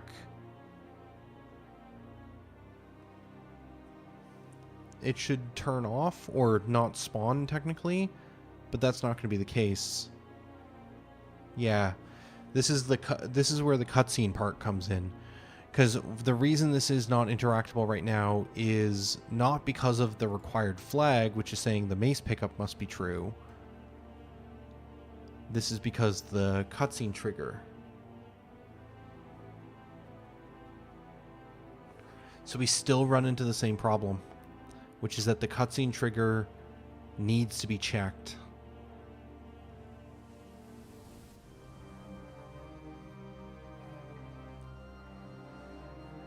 But because we're putting this data directly into our list of props, it's not something that we can even check inside of the spawn interactable per se, because technically the prop has already been spawned.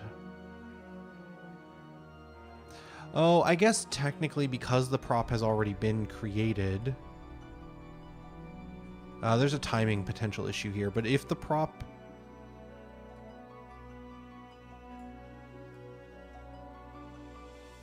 Yeah, the prop may not be finished loading, I don't think, because we don't yield.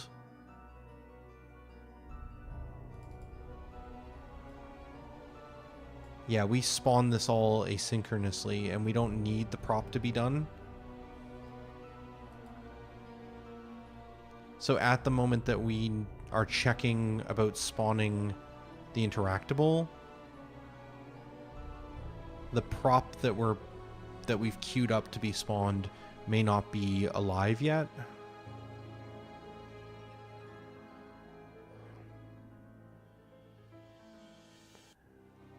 So we'd have to check it inside of loading of the prop.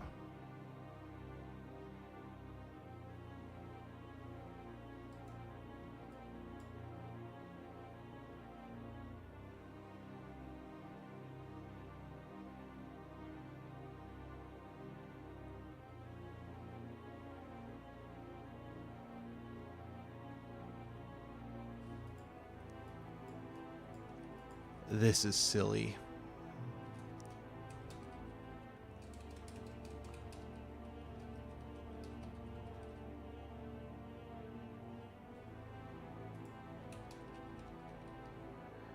We'd have to add the cutscene trigger to the prop loader. And then inside of here, we'd need to set the required cutscene trigger to whatever the interaction data's trigger name is.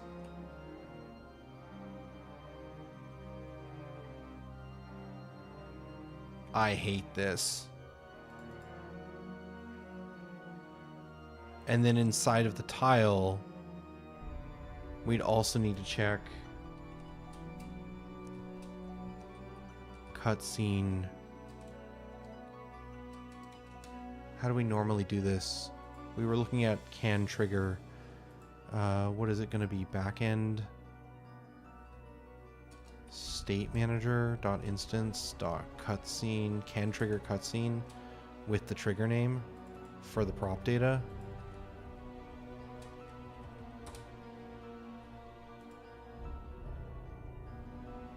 Yeah, if it can't trigger a cutscene,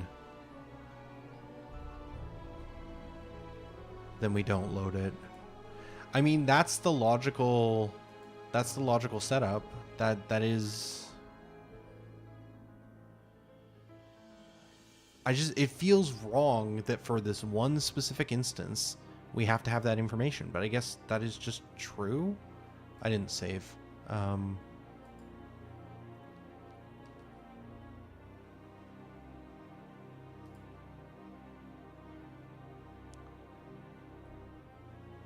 Drixie with the hydration. Appreciate.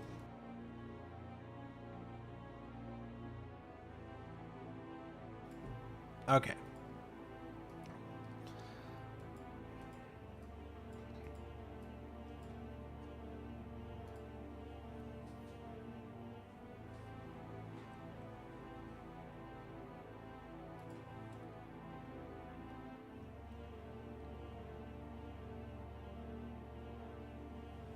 I see the indicator. I bash. I validate that the indicator is gone.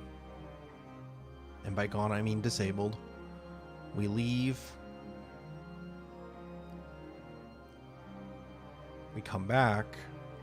Now it should be checking the cutscene and finding that the cutscene is disabled. Nope, still triggered it. Or still allowed it to load.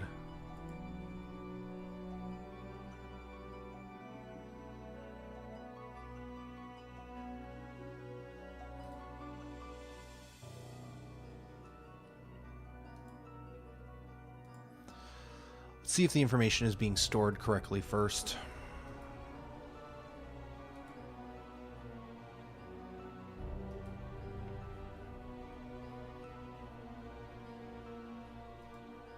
Okay, modify this, save.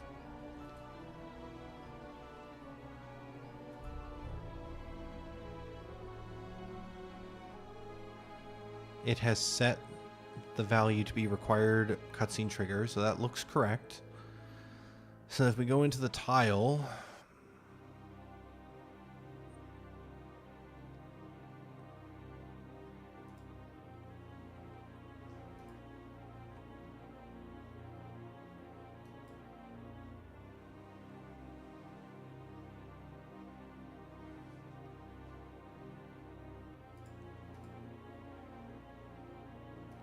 hit run.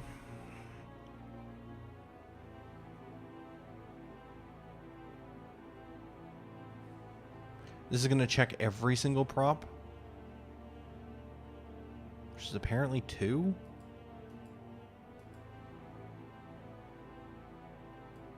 Oh, this is going to load the props per tile. If we come into here and we see whether or not we're actually hitting can trigger. I guess the easiest way to debug this is actually going to be to inverse it.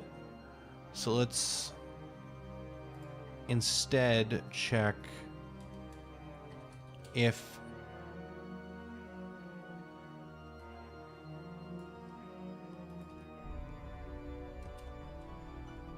this value dot is null or empty. We want to do the opposite of this. If it's not null or empty, debug.log found prop with required cutscene trigger.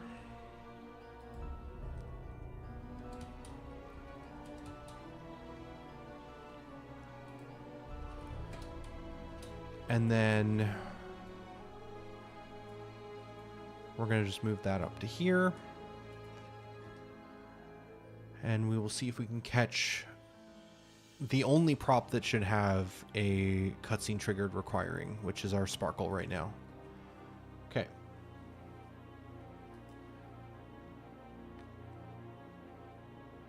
I guess that's kind of nice in some regards, is technically I don't think there's anything else that could set this value because it's being set in code for this required cutscene trigger. It's not visible, or it shouldn't ideally be visible from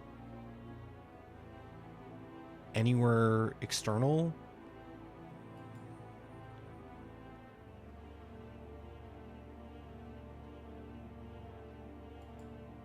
It seems to be mad. There we go. Let's reattach.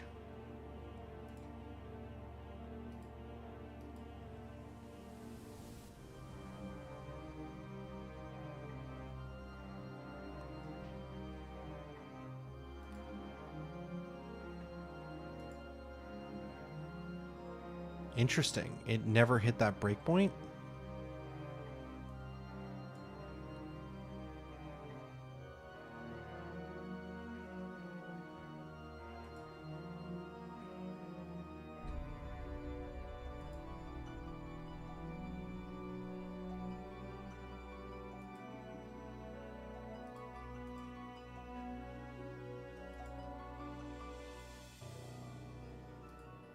Okay, that's interesting. We're not transferring the data correctly then is the problem.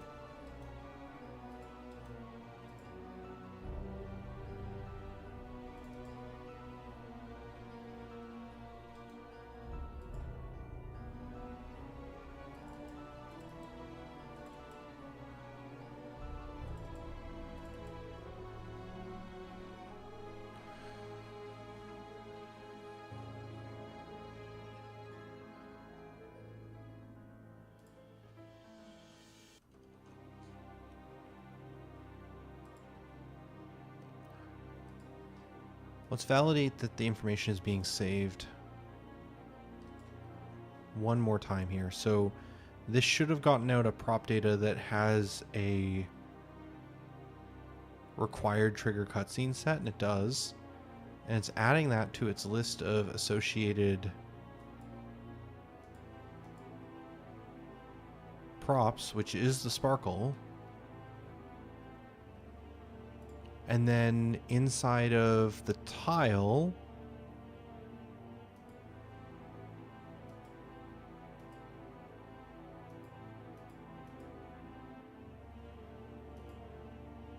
when we go to load the props, I should have a breakpoint that checks to see if any one of these props have a required cutscene trigger string set. And it's not hitting this breakpoint, so somehow it is not passing that data down all the way through. I could validate the actual asset data as well. Technically, we could see whether or not our design data is correct.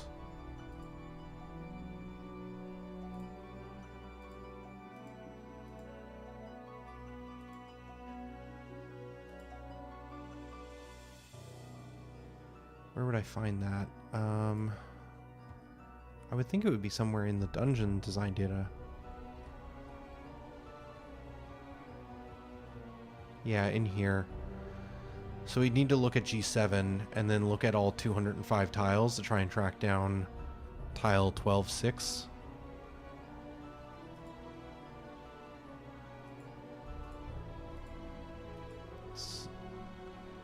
Rising, so it'll be further down. That's too far. 12.1, so down a couple from there. 12.7, 12.6. Okay, so this is that tile. Under its prop data, it should have indicator, which 100% has this value set. So the data is being saved correctly.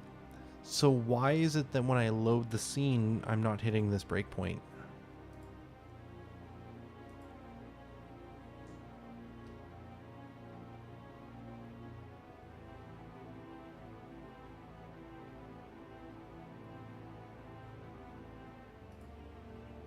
Try this again. I'm missing something. We are at the 2-hour mark. I am gonna stop here for dinner in a moment, and then we'll be back again in 2 hours.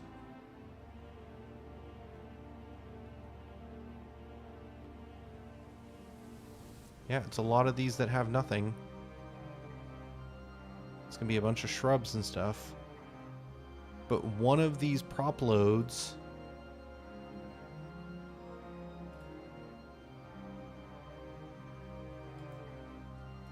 add watch.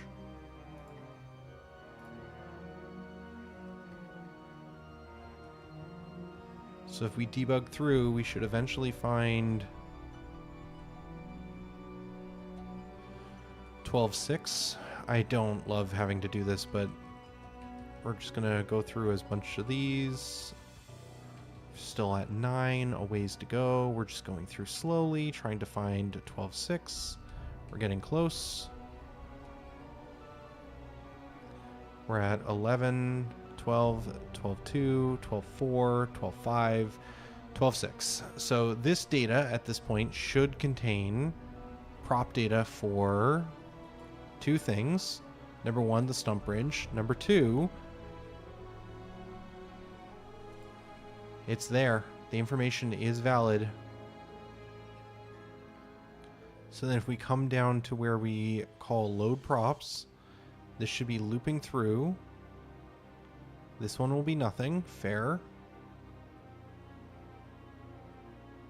This one should be something. Yeah, that is valid. And it hits the breakpoint. Why were you not hitting it? Okay, whatever. So then here, we're going to come through. It's going to check the valid flags. It's going through all the flag stuff. And then it's going to eventually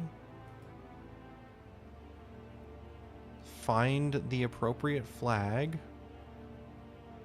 based off of an ID. And then it needs to be set to complete. It is. So it'll say this is valid. This is a good setup for us to load. And then next, it's...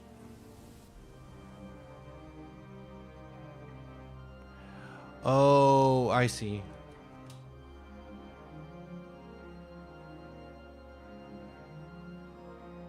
The logic's incorrect. Okay, so... Let's just simplify my life because my brain feels drained. We're just going to set up a separate one rather than doing it all in one if statement, which is probably more correct, but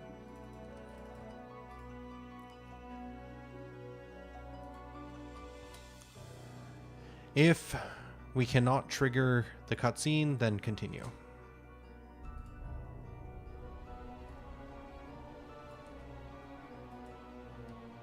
Does this already check to see whether or not the string is valid somewhere in here? Get possible.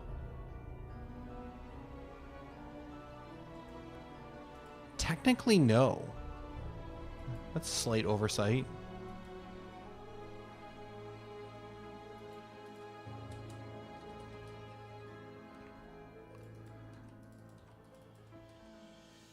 Watch this break the entire engine.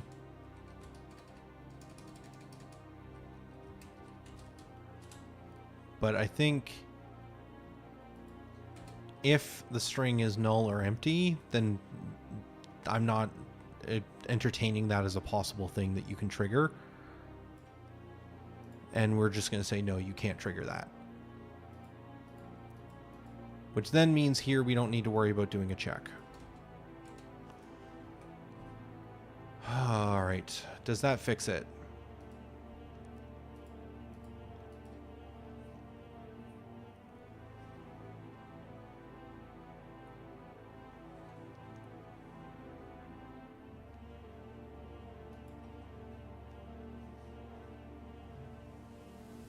I need to click off of this inspector because it's just going to slow everything down with it having to go through all 200. We're not debugging anymore. We're going to walk up. We're going to validate that the sparkles are... Yeah, okay, cool.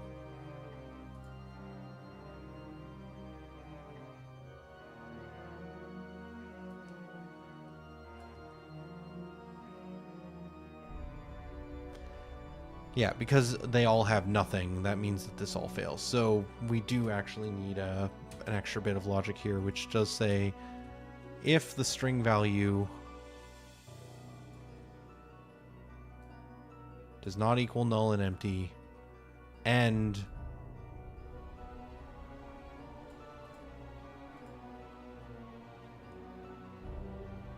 you cannot trigger the cutscene associated with that string.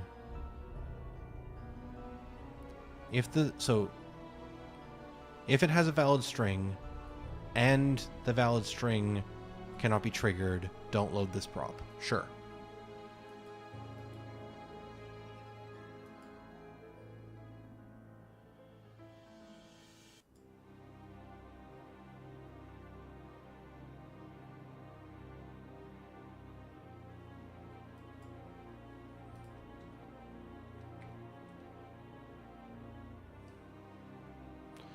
I didn't wait to see the sparkles. All right, last run. Either way, after this, I am stopping for dinner and be back in about an hour and 50 now. Sparkles? Sparkles. Perfect. Indicator is there. We can leave. And then if we come back in...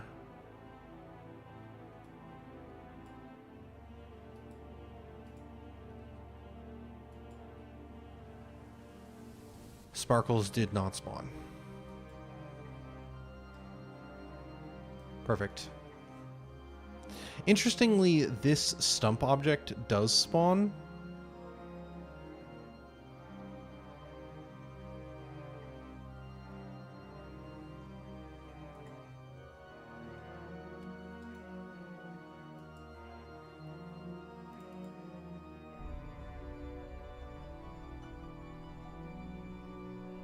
Ah, I see. Okay.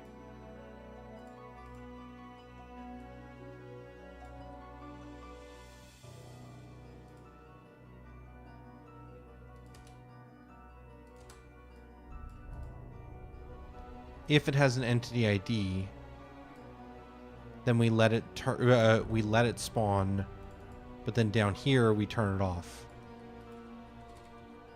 So we need to do the same logic, but with can trigger.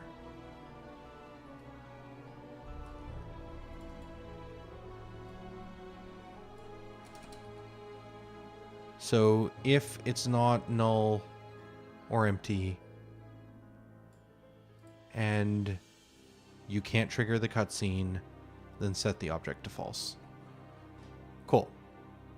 Again, I think these two if statements as well as the two if statements above could probably combine in order to make things simpler, but I can't think through the if or logic of that right now.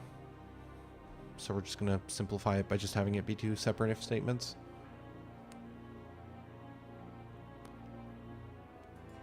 So one last time here, I'm not going to wait for the interaction indicator. We're just going to leave and come back because we're more concerned because we know it should be working. We just want to see now if it is disabled but still spawned. Yes, so now we have a situation where it's been set to inactive, but it is still available. So if we did have a cutscene or something that we wanted to trigger, the indicator could still be turned on in this scene. I don't know how we would do that. That's still a mystery for another day. Cool. That took too much time, and partly because I was trying to figure out every single edge case and solving a bunch of things that probably didn't need solving, to be honest. When we come back in an hour and 45 now, we're going to take a look at sound effects for the abilities and maybe investigate some animation stuff. I imagine this will be a similar problem of like, I just don't think we have a system for handling syncing animations across tiles. Might be easier to solve than some of the stuff I was stuck on with this today though. But anyways, we'll be back. I'm going for dinner.